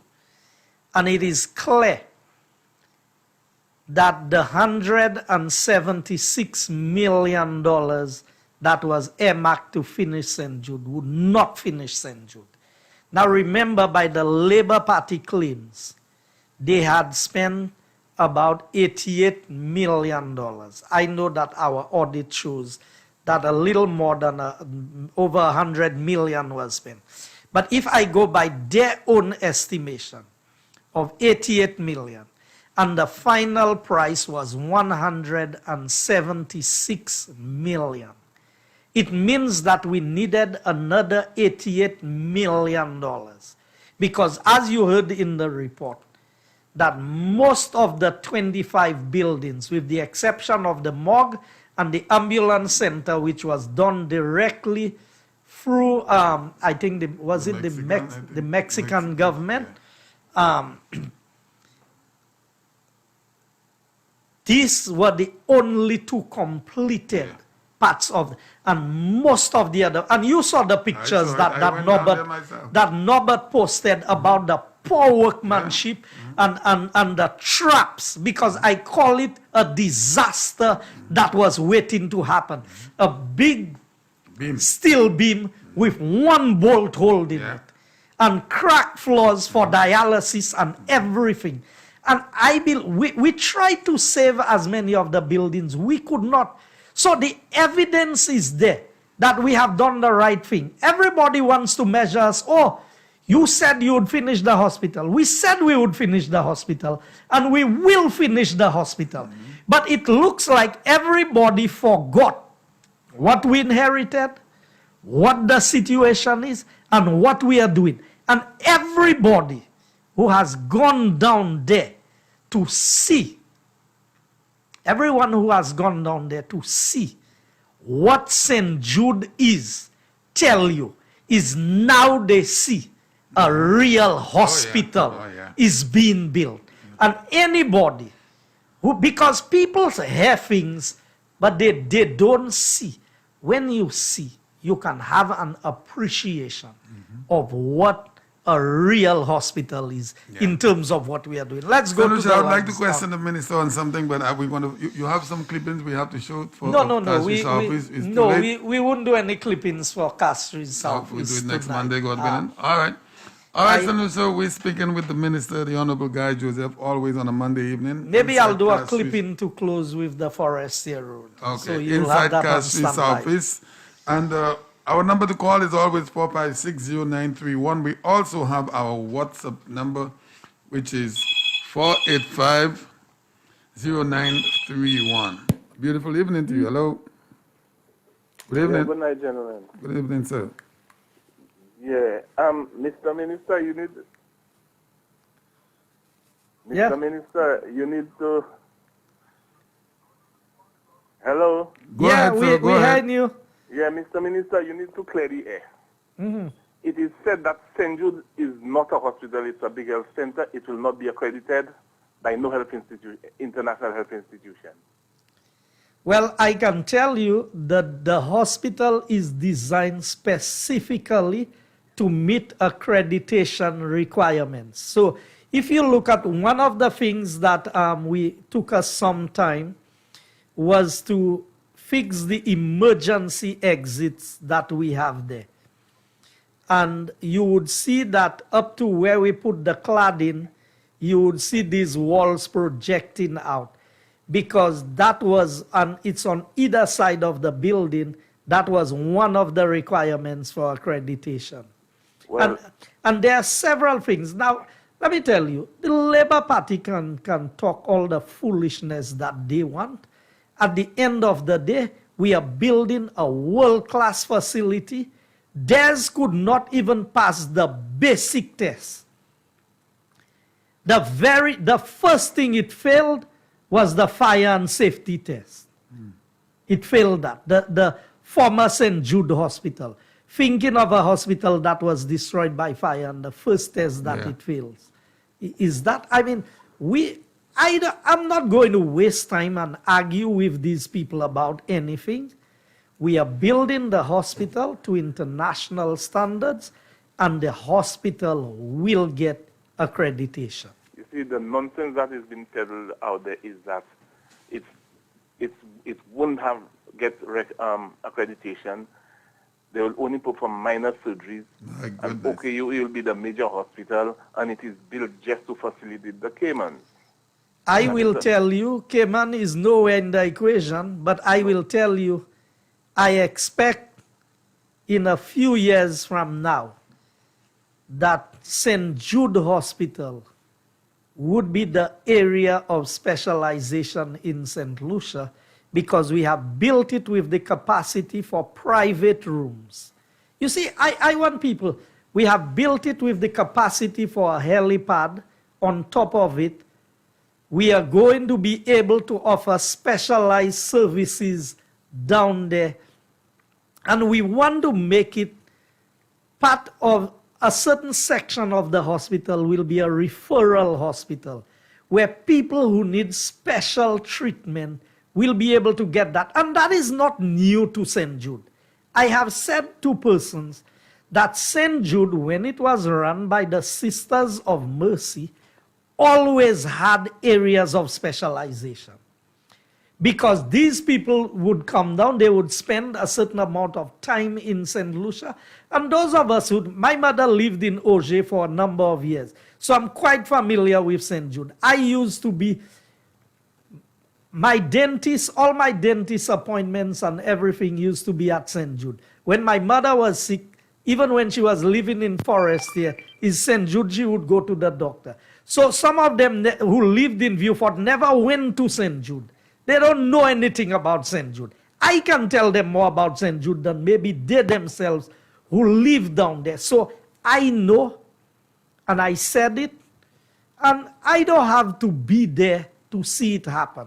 I'm here today, I may not be there tomorrow. But everybody will know, and St. Jude will live on long beyond those of us who are doing the work to build a world-class hospital in Viewfort. All right, caller? You see, no, hold on, Samuel. You see, the thing about it is, they never thought St. Jude would have been completed. Now it is coming to fruition. Yeah. There must be some other distraction. Yeah, another controversy. The subject will change because change. is people who are not consistent. I've told you, the Labour Party does not believe what they're saying. If they're saying it and they don't believe it, I don't know why the people of St. Lucia believe in them. And we are doing this because we care about the people of St. Lucia. We must never miss that. What is it that is driving us? Of course, we could have gone and repaired St. Jude and let it be a makeshift hospital as it was working out to be. But we said if Viewfort is going to take its rightful place in the development of St. Lucia, and they talk about Viewfort, let them wait and see what's coming for Soufrière. We are in the final stages hospital in Soufrière, a 20-bed facility for Soufrière. And that is going to be world-class also. So they can talk, and Dennery, we have gone back out to tender on the Dennery Polyclinic. I mean, if they want to call a hospital that is bigger than in terms of square footage, a health center, then they can call it what they want. Because one time it's a monstrosity, another time it's a health center, the next time it's a polyclinic. I know it is a world-class hospital that we are building in and the we south. all are proud of it, caller. Yeah, another thing. Something I don't know if you remember, they had proposed a 5% salary cut. Yes, 000, right? No, the 5% salary cut. They were actually going to reduce all public servant salaries by 5%. Yes. That was because of finance. They could not raise finance. And not too long after that, the government changed. All the government asked was for a deferred payment, and people was in uproar. Oh, yeah. Yes. They didn't get the deferred payment. COVID came. Right now, the government is actually running two hospitals, Victoria Hospital and OKEU, simultaneously. Both of them at full capacity. The government has employed cordon wardens. Nobody has got no salary cuts. Nobody got no problems for their payment, for their salaries every month. Why? And look at that caller. To add to this, we now have how many quarantine facilities running? I wonder, people of St. Lucia, to think, you really believe that the Labour Party could do this? No. Under normal circumstances, they did a naming ceremony for OKEU and could not find the money to open OKEU. And then you come and talk about the Prime Minister cannot manage. Caller, had OKU not been open, we would have been in a disaster with this coronavirus. And caller, we don't just operate the two hospitals, you know.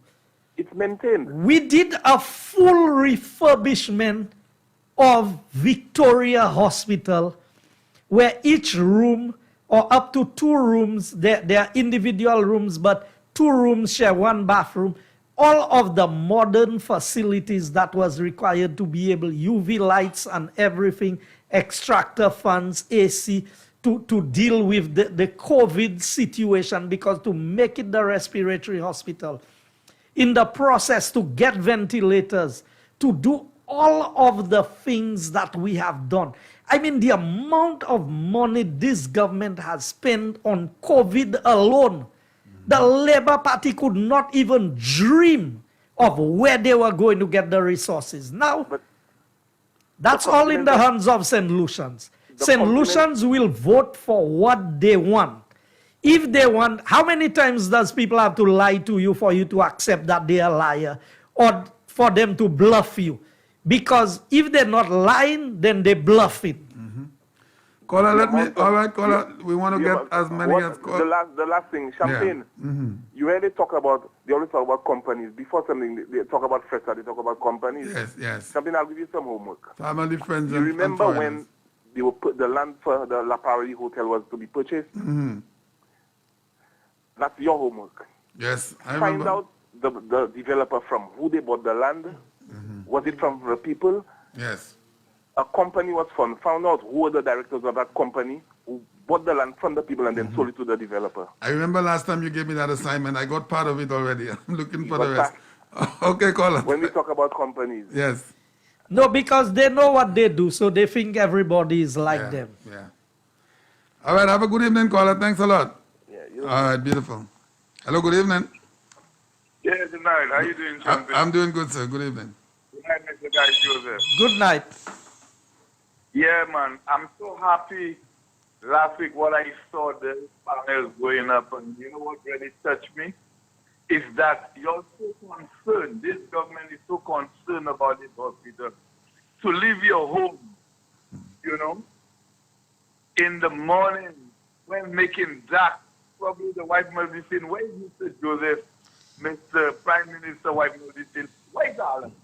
And to see y'all making your way down there, to see that reality is coming to life. And you know what really hurt me? I recall just before the election, they went to Parliament, and I was the one, you know, taking on the St. Lucia Labour Party, telling them about, you know, the European Union that gives them the money for the OKU hospital. And every time the Minister for Health, the former Minister for Health, Alvina Reynolds, the hospital is open, the hospital is open. They keep repeating that over 100 times, and we've never seen the hospital opening. St. Joseph open, St. Joseph open, it never opened. When the United Workers' Party get into power, okay, you all did the auditing and stuff like that on the hospital to find out, and what they give us was a magie. It was a magie, you know?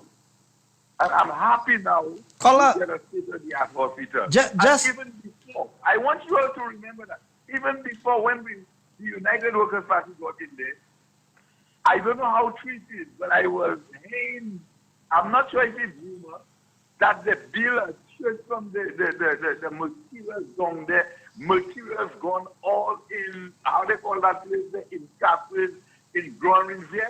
Would you believe that? So, And then you caller, die. Let the minister respond, caller. Allow the minister just to permit respond. me to come in there quickly on a quick matter that you raised there about going down there very early in the morning. Yes, we did leave home while it was still a bit dark. But you know what I realized after we went down there? Remember, we had to bring in specialists to train our people. So most of these panels are now being built by St. Lucians. We have only 4 people who came in initially to train our people. So that's new technology transfer, and they have complemented the ability of our people. These people have left their families for months in a COVID environment, came to St. Lucia, spend their 14 days in quarantine before they can go on the project site, risk themselves every day. You know what they said to me when we went down there? They said, this gives us the motivation to work. Because when we can see a prime minister, and some of them are from Canada, they said, we've never seen the prime minister in Canada in person. But when we saw the prime minister leaving Castries and coming down to Vieux Fort so early in the morning, just to see these panels go up, it tells us the value that you place on this. And it gives us the motivation that we need. That this is not just another job that we are doing, but we are doing something that the country really needs. And I felt very good because I didn't know that going there would have had such an impact on the workers. But they realized that the sacrifice they themselves are making, because they could be in their own country with their own family in this environment, they took the risk, because apart from those who are building the panels, those who are there, it's a specialized thing to install it and to go through the process. So they have come in, and that's a new crew that came in to train our people on the panel installation. And so I am very appreciative of what they are doing, and I felt very good to know that our presence there was also a motivation for them. Okay, I love to hear that. That's good news for St. Lucia. Because if another hospital is built elsewhere and they need some panels, those St. Lucians could go out and get employment and make it big in life and come back and invest, so we could have more jobs back there. Absolutely. But Mr. Joseph, one thing I want to tell you. Caller, you have one more minute, huh? Yeah. Those materials after the party, it was somewhere in Castries, you know. I mean, a lot of people need to be locked up in this thing, man. A lot of people, this is people's money. You don't play people's money that kind of way, man. And to make it worse, there was a guy called him Champagne, a fellow from Vieux Fort. He said his servants were going out this material, and he was a supervisor there, and he didn't report that. This guy needs to bring into question. They need to investigate that guy. Who are the guys that were taking the government property and going elsewhere with it? I have a problem with that. But caller, isn't that a norm with the Labour Party? Isn't one of them in court now for a government vehicle? Yeah. So, caller, thanks a lot. Let's give somebody else a question in. Thank you, caller. Have a good evening. Yeah, man. All right, beautiful. All right, hello, good evening. Hello. Good evening, sir. Good night. Good night to you. Champagne. Yes, sir. How you doing? I'm doing good, sir. Thank you. Minister Guy. Good night, sir. Champagne, it's Cow. Hey, how you doing, my brother? What's up? All right. Mr. Guy. Yes. How you doing? I'm doing okay. Well, I'll tell you what. Despite all what you heard about St. Jude's, you remember when my government came in, we did how you call that? You conducted something about St. Jude's, right? An audit, yeah. An audit, yeah. Help me along the way. Yeah. And then we paid for that audit, right? Yes. But after the audit, my memorandum of understanding, you know, after we got down to the bottom of everything. I was one of those, that was my personal view. I always, on Jugwa, which is one of my top leading, you know, program, I always said that if St. Jude is not completed by election time, I would have you to refinance the country the money we paid for the audit. But I'll tell you what, today I can stand and vow that St. Jude makes you bigger than life, because with all the criticisms that people have leveled at you and my government, we have proven it. Okay? Yeah. St. Jude is getting a state of the art. Now I'll tell you, where my problem is my PRO of the party. Because they're supposed to be doing these jobs, because there are people who down in Moshi and in everywhere who can go down St. Jude and see what's happening. They only hear we speaking. But we're supposed to have that on the show, showing what we have been producing. Well, Caller, you probably have missed the show because we have been doing that here, myself, Brother Norbert, everybody. Well, no, I'm just telling you, you know, because based on you see, Labour Party is just trying to tarnish people, you know, go out there and just tarnish people and say all kind of things to make people outside there who more, you know, make them more be deterred from the reality of things, if I have to say. But I'll tell you what, Mr. Guy, my government has been productive, and I think in the history of St. Lucia when it comes to government, apart from Sir John, because we had come from under the water and to try and service. But I'm saying this time around there, 2016, up to now, this government has produced over 20 years of work of past governments. Amen. I'm being honest and straight with you. And you know that. I've said it before. You know me, Champagne, and you know who I am. I know. And I'm telling you, brother, I'm telling you, COVID comes along, it's not just St. Lucia, it's the world. The world is slow. The world is slow. Yet still, our people here are behaving like we want normal life, and the discipline is so bad. That is what causing us to be where we are there right now as we speak. You're right. Okay? But I'm telling you, this government has delivered. Tout vieux truck pour moun qui parle en anglais. Tout vieux truck qui a tout quoi pays a levé. Tout truck l'Angleterre a descendu ici because gouvernement ni prospect. Gouvernement c'est pied mago et qu'il y a chay mago dedans. A lot of mangoes. So tout le monde a vu what a pied mago là right now. I don't know if you understand my scope of thinking, but because we have a lot of mangoes, that's why everybody is sending stones in our tree. Okay? Right. So when you hear these people talking around, let me tell you something.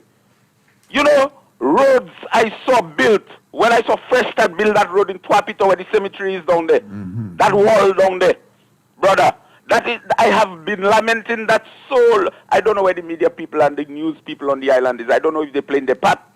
But that wall should have been earmarked to give a sample of local St. Lucian contractors. And where the government get the most blessings is because most of all the work is being done on the country is because of local people who are the ones who doing this work. Definitely. All right? Let me show you something. Let me just highlight a little something to you. Labour Party come and they build 2 bridges cost how many $1 million? One in Bradwash, one in Rodney Bay there. Okay? The fallen bridge. Yeah. Now, this government come and building the road to utilize the bridge, the fallen they build, they said they build. Now the government is building that road, spending that piece of money to make Rodney Bay look a world-class place. Yeah, to elevate the now you come in and talk magie about the government spending money and putting money in the projects instead of all the stupidness. You don't see these fellas have no kind of how you call that? Vision, and they don't feel for St. Lucians. Oh yeah. They have no feelings for St. Lucians. They don't need there for their own egos.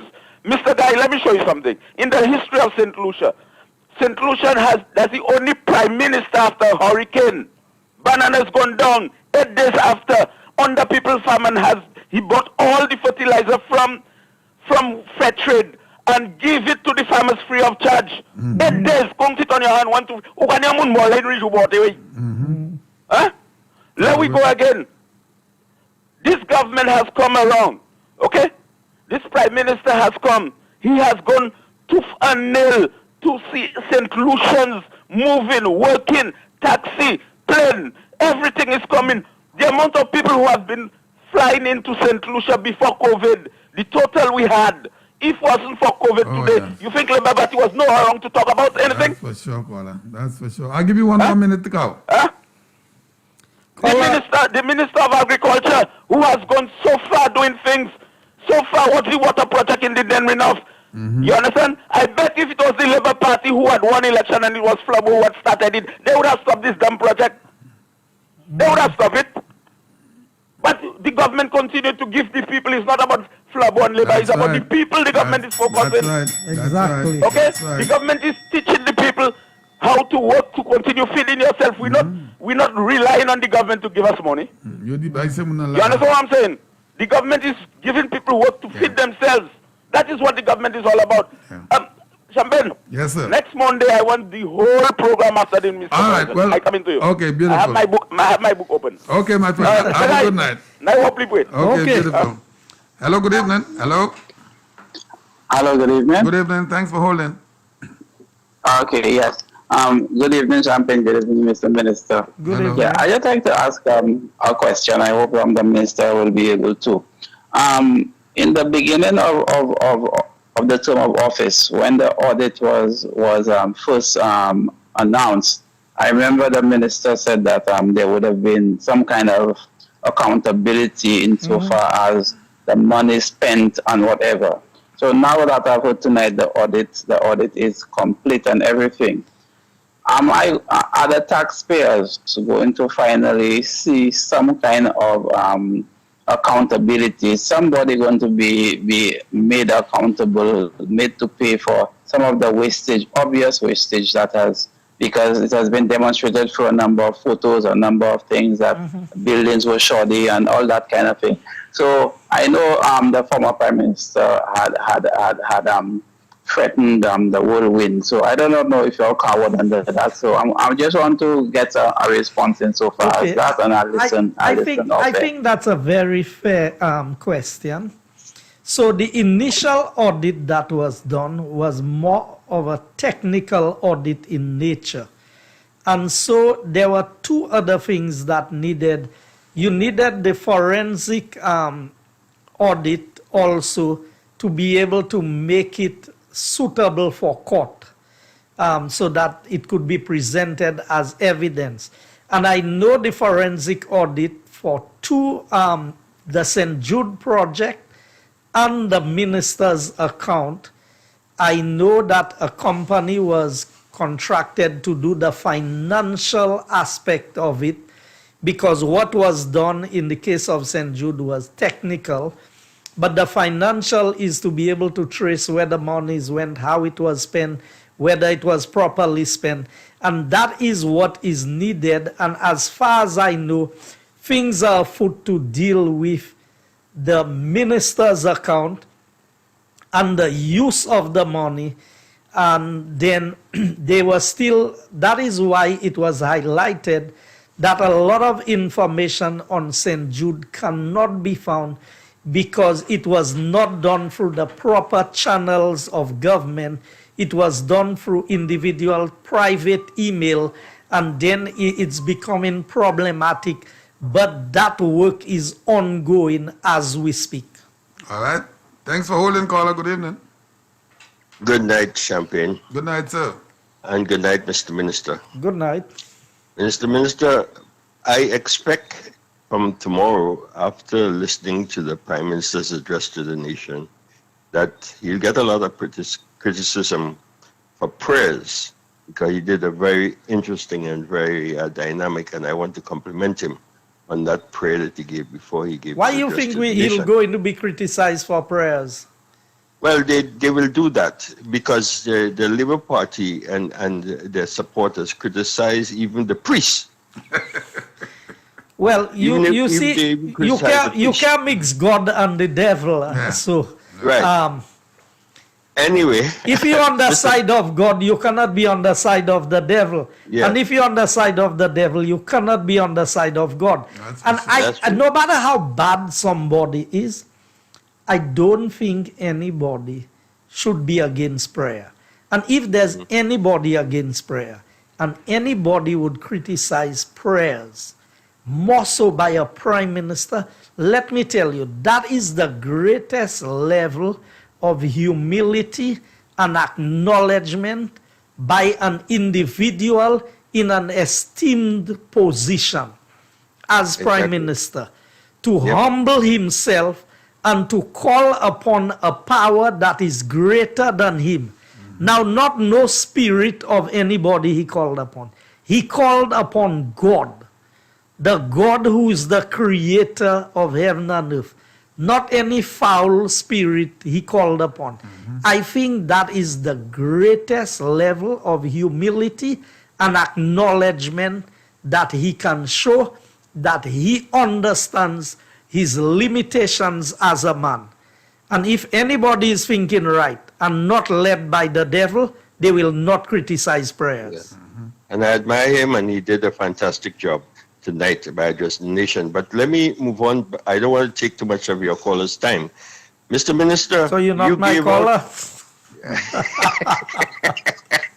No, I know, but I would like more callers into your program. You gave a fantastic amount of equipment of information tonight. Information that I didn't know, and I'm sure a lot of callers didn't know about that letter that you read out there. And I wonder what the conductor and the choir boys and bellboys of the Labour Party are saying tonight with regards to the question that they've been singing for a long time: friends, family, and foreigners.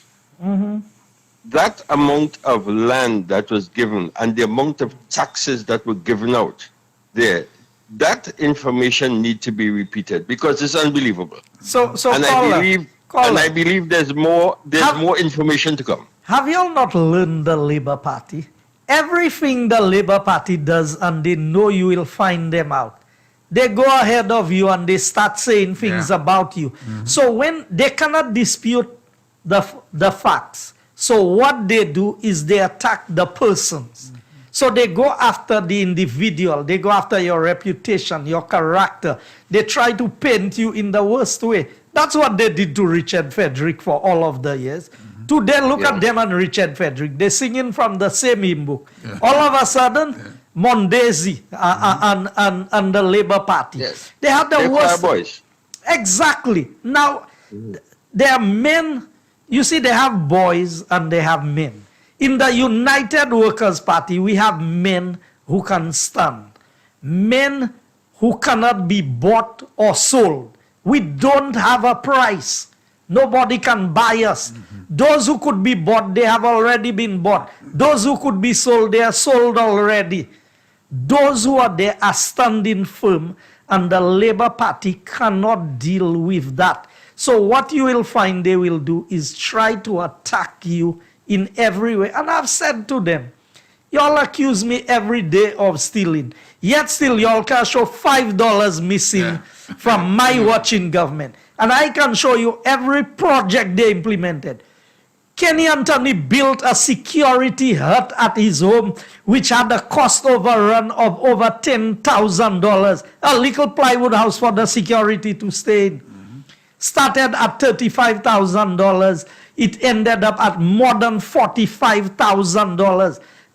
They invented cost overruns. They created cost overruns in St. Lucia. But yet still, because they call everybody else a thief, because they tell you everybody else is corrupt, so that the attention is removed from them and people place it. But I say to people, it's simple. If a man lie to you once, twice, three, how many times they have to promise you things? My wife has a way of putting it. If you fool me once, if you fool me once, shame on me. Fool me once, shame on me. Fool me twice, shame on you. Yeah, shame on you. Like so, yes, so it goes something like that. But at the end of the day, we need to come to terms with the reality that people cannot give what they don't have. The Labour Party... Yeah. The Labour Party cannot govern. That's the Yeah. bottom No, that's line. the bottom line. Every time they have tried at governance, they have failed. So how many times they have to fail for you to understand that they cannot do it? No, but this is worth hearing again, Mr. Minister, because this is serious. For months and years, we're hearing about how much the United Workers' Party government, or this government, has given out to foreigners. And this has been echoed, and everybody have it saying that this family, foreign and friends. What do they have to say about this information? That is, I'm hoping that any right-thinking St. Lucian would now have to put the question to Philip J. Pierre, because he's the conductor now of the choir about friends, family, and foreigners. But how many million acres of St. Lucia's seabed they rented out? That is right. How much rent have we collected? I mean, for anybody to think that you can really have a legitimate discussion with the Labour Party, you sell everything you've done has been against St. Lucia. Every project that they did, they brought in Lagan, they brought in CCI, they brought in Gadakan, you name it. Every major project that happened under the watch of the Labour Party was done by a foreign contractor. And we must remember that they took the Prime Minister to court for $30,000. They took Sir John to court. And the drain is still down there in Shantytown.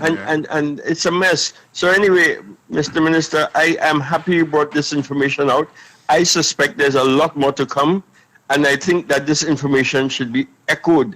It should be repeated for those who didn't hear it tonight to hear it again some other time, because it's unbelievable that Dr. Kenny Anthony, Philip J. Pierre, his second in command, and the other choir boy would keep on talking about foreigners when they were going to give away so much of St. Lucia, tax free, everything free. Thank you very much, sir. All right, thanks a lot, Colin. To add on what they call, it's amazing that people would do all of these things. I mean, they accuse us of dishonesty, of corruption in government.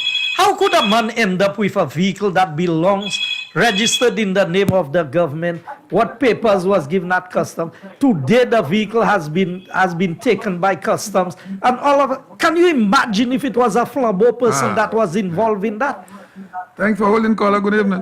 When Richard was taken to task for his vehicles, and they went and put the seals in his vehicle, he don't have nothing to say about that today. No. He's with the same Labour Party today. Yeah. And then they want to sing a different song about us. We are open. Caller, turn on your radio. Good evening. Hello? Hello? Good evening, sir. Hello? Good evening. We can hear you. Yeah. Hello? Go ahead, sir. Don't listen to your device. Listen to us. Yeah, just speak with us. We're here. Can you hear me? We can hear you loud and clear. Go ahead. Hello? Good evening, Mr. Minister. Good evening, Champagne. Good evening, Good sir. evening. Yes. Can you hear me? Pakute radio ek TV ya, just kute phone na ek pale, no kata no. Okay. Good. Yeah, what I have to say here tonight is that there is a difference between the United Workers' Party and the St. Lucia Labour Party. That the difference is the St. Lucia Labour Party, all they are good for is talk, and noise, and the United Workers' Party, they work. And I want to commend the minister on the work that is taking place in St. Lucia today. Continue with doing your work and ignore the talking and the noises of the St. Lucia Labour Party. You have a mandate to govern, and that is what your job is, to govern. And at the end of your term, the people will decide whether they want to work for government that produces, or they want to work with a government or a party that just talks and rumbles and makes noises. So, Mr. Minister, my advice to you is that you're doing a very good job. Continue the work, and progress That is what we're going to. Thank you very much, caller. Just allow me to say that before you hang I've up. always been told. Yeah, allow me to say. When there is a job to do, someone must do it. And the United Workers' Party is doing the job that has to be done. Okay, caller, allow the minister to say something to you. I just wanted to say to you, it's not just, you are so right about the Labour Party is just a party of talkers. Imagine the Labour Party had over $60 million approved by the World Bank, $60 million US dollars, approved by the World Bank for projects, spent 5 years in government, and did less than 20 million EC dollars worth of work, in 5 years, under Dr. Kenny Anthony, because that was directly under his ministry. In less than 5 years, under my watch as minister, we have executed or committed over $50 million worth of works. Wow. And all went through the tender process. Thanks for holding, caller. Good evening. Mr. Minister, good evening. Good evening. Champagne, good evening. Good evening, sir. Okay, Mr. Minister, you know what gets me upset sometimes? When people compare the UWP and the SLP. Okay. There is no comparison there, Mr. Minister. And it is high time that people stop comparing these two parties. It's true, both parties are from St. Lucia, but one cannot see the other at all, Mr. Minister. Because, Mr. Minister, tell me one project that the Labour Party has started and completed. That's a good question, caller. They have not completed anything, Mr. Minister. So therefore, I was listening to Mr. Sean Edward talking about the helipad. Okay, and he was saying why they could not put the helipad some part on the ground. This is so crazy. So caller, just pause there a minute and hear me out on this. Yes. You see, because the Labour Party does not believe that St. Lucia can be a world-class country. So we can go to Matnik, we can go to the US, we can go to anywhere else, and a helicopter can land on the hospital with an elevator to take the people, because it's only emergency cases you usually get in coming through a helicopter. At the end of the day, you would oppose some, rather than embrace. Okay, you did not have the idea, but somebody had a better idea than you. Any progressive person would embrace a good idea and say, boy, I didn't think of that, but I think that's a great idea for us to be able to use. Because look at the distance to travel between, let's say you have an emergency situation in Soufrière. You have a helipad by Anchasne in Soufrière. There are other places that you are going to develop that as time goes by, you'd be able to move people from one place to another. So that's why we say we are not thinking of today. We are thinking of 20 years, 30 years, 40 years from now. What is it that would be required? Would you have money to build a new hospital? But you can expect that from Sean, because Sean is under a lot of pressure, because FERA is creating waves in the valley. I am convinced that this seat is coming home to the United Workers' Party in this election with FERA. So I don't blame Sean. If I was in Sean's place, I would be very worried about a candidate as strong as FERA, a candidate who's so concerned and well connected with the people in the valley. So you would expect that Sean would say some things that is not his best thinking. When you're under pressure, brother man, you say anything you know. That's true. That's true. Because, Mr. Minister, I am saying, if you land a helicopter at the front of a hospital where they have people in the wards. I mean, a right-thinking person would just say, okay, you know something? That is a good idea. Because I've been to Lamena in Martinique. Okay, and one time I was hospitalized in Lamena in Martinique. And to be honest with you, I see helicopters land on top of the hospital all the time. Okay, when they bring people. So, and I am saying, wow, this government is thinking right.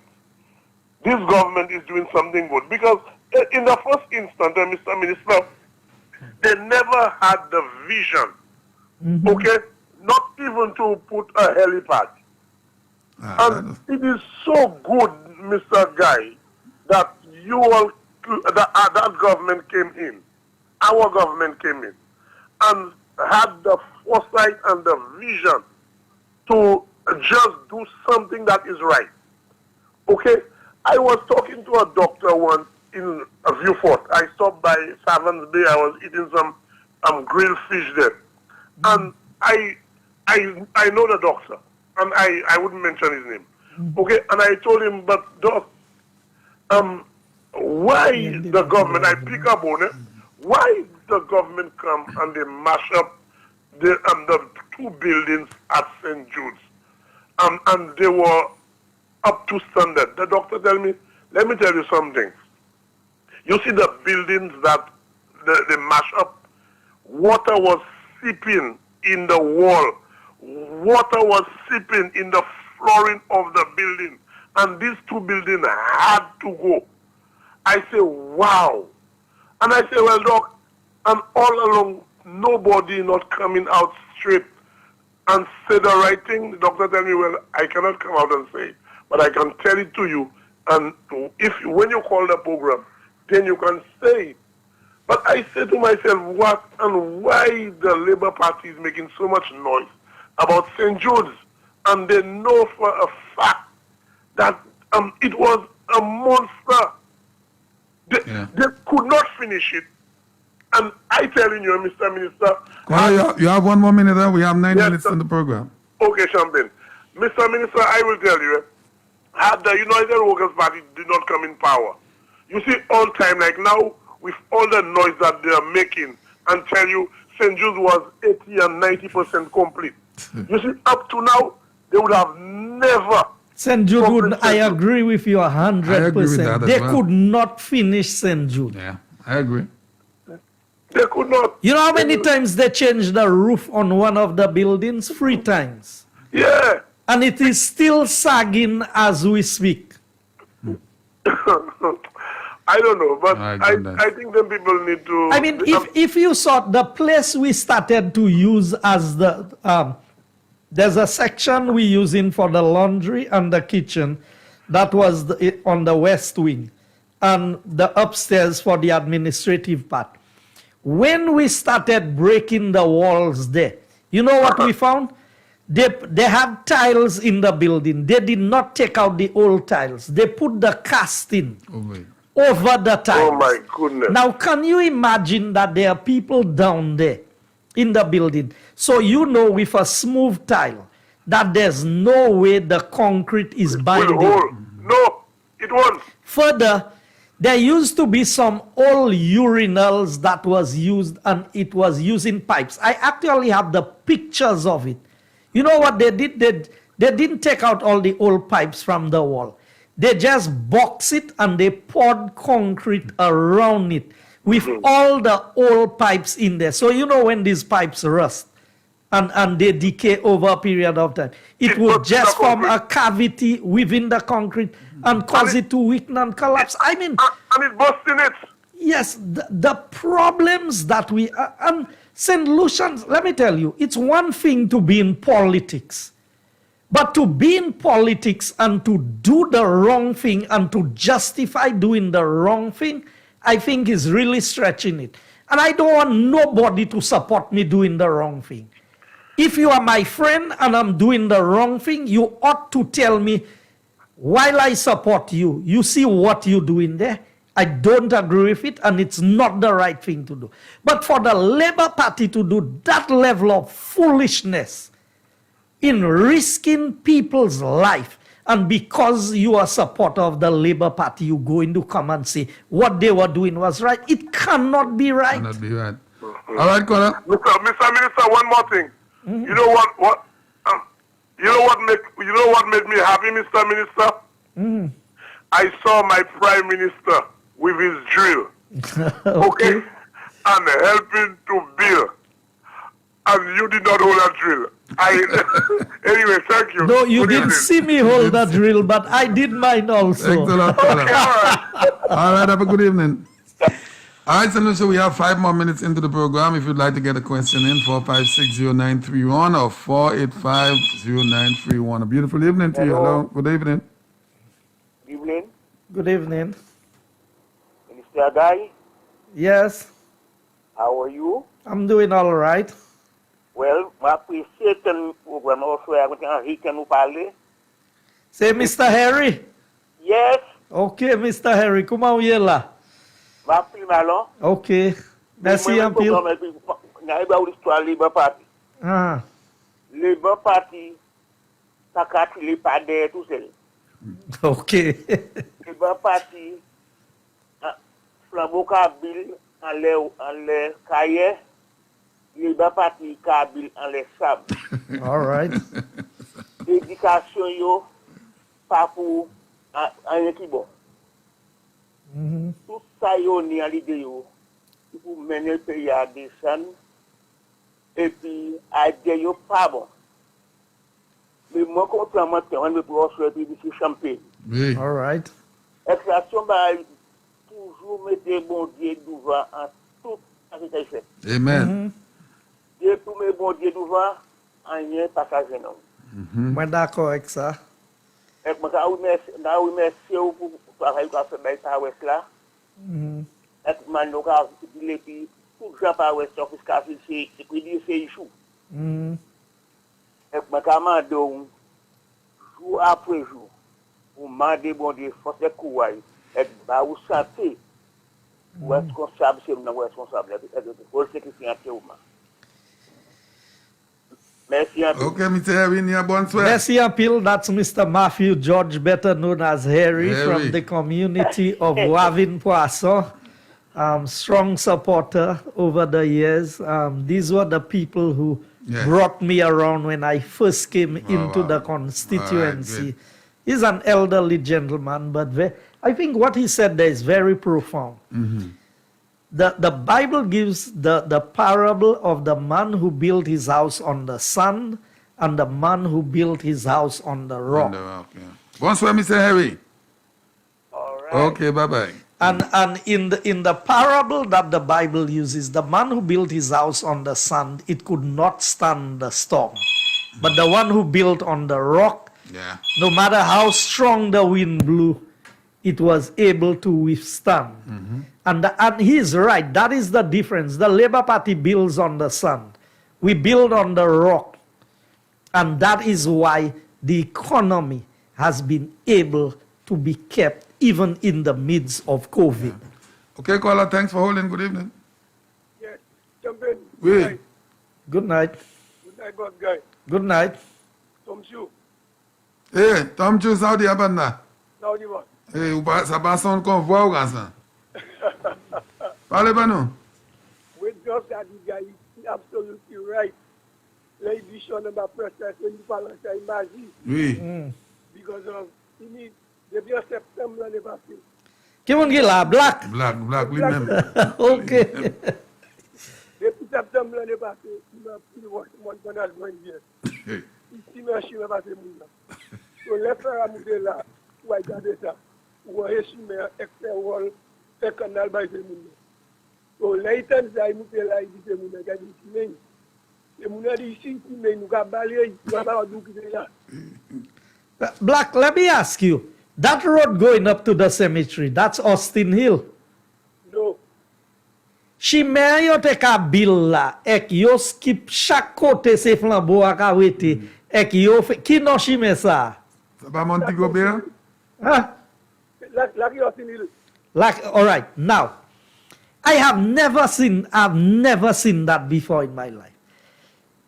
You building a road, Because a flabo lives there, you skip that piece of road and you go and build a piece of road in front of the Labour Party person. But the Labour Party person still have to pass on the piece that you left in front of the. I mean, that's why Labour Party always accuse people of victimization, because that is how they operate. Si you can network canal, kote flabo akaweta, you can skip fly. C'est pour ça danger, oui. C'est pour les ça. Je peux même pas la vie pour nous. Black Samuel dit là, pas vrai, pas quand il était en Heshime. Belgique toujours. Okay. All right. Okay, Black. All right, Chief. Okay, Nia, bonsoir. Yeah, but I am convinced that Farah is a very, very strong candidate. I think she has a vision for the constituency, and that is a person with a passion for what she does. I mean, even today we were in a meeting, and I can tell you, she knows the constituency. She wants what is best for the people of the constituency. Yeah. It's not about her, it's about what the community needs. And I really appreciate the quality that she brings to the table as a candidate, along with Mr. London. Let me tell you. I mean, Champagne, I sent you a message. Oh, yeah. I wanted to call the day Mr. Vincent London was here just to congratulate him. Brilliant guy. That's like a breath of fresh air for Viewfort. This is a young man with a vision, a drive to make his community better. And you know why I can identify with that? Because that's how I came into the political arena. Yeah. I came into the arena with the intention of doing better for the people, of being able. I heard the Labour Party talk about putting the people first. Yeah. All of 15 years in government, now you want to put people first. So what were you doing all the time before? Putting yourself first. And even in saying they put in the people first, I know they still have not put them first, because you look at their behavior with COVID, and tomorrow I will deal with that in Parliament. Champagne, I need to get some rest, because I know we have a long day in Parliament tomorrow. All right. Well, but I want to appeal to the people of St. Lucia. We are nearing the time when the politics will heat up. You will hear a lot of things from the Labour Party. You will hear a lot of things from the United Workers' Party. Measure everything. Evaluate for yourself. Check out the information. There are ways to verify who is speaking the truth. I brought up many issues tonight. I want to be challenged on what I brought up. I want people to know this Prime Minister, you see the balance he has found between the economy and the health of the nation. It's a good balance. And tomorrow in Parliament, we will be ready.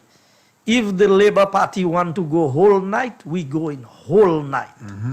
If they think they're going to stall the process, we are ready to do what is best for St. Lucia. I want to appeal to my people. Continue to wear your mask, social distance, avoid socializing presently as much as possible until we get the vaccine and we have this thing under control. Yes. Keep yourself safe and keep your family safe. Yes. And good night to one and all. All right, thank you, Mr. Minister. And our apologies on all of the text messages that kept coming on our WhatsApp. I will not be able to read the questions to the minister. Like he said, he has to go and get some rest, get ready for Parliament tomorrow. We were supposed to be doing some clippings for you to see the work that have been going on in Castries Southeast under St. Lucia by extension, but that will have to wait until next Monday. So, St. Lucia, we want to say thank you very much for tuning in once again into the program Inside Castries Southeast with the Honorable Guy Joseph. Don't forget, tomorrow morning I'm going to be back here with the program Champagne in the morning, but before that, yours truly, Brother Norbert Williams, will be here with the Keeping It Real radio edition from 6 o'clock. And then in the evening, he's going to be there on television, Keeping It Real on channel 117 Hot TV. Ring the bell, and Dr. Secret is our other guys we have on Wednesday. Sir Michael Shastry, along with Mr. Peter Joseph, we have a packed house for you, St. Lucia, to bring you the information that is truthful, the ones you want to listen to. Always remember, say a prayer to the great God above and thank Him for bringing you out through today and into tomorrow. Until that, St. Lucia, we're going to go into the BBC. We want you to have a good night's rest, and we love you from Sky FM. Have a good evening. Posts are under threat at Euronews.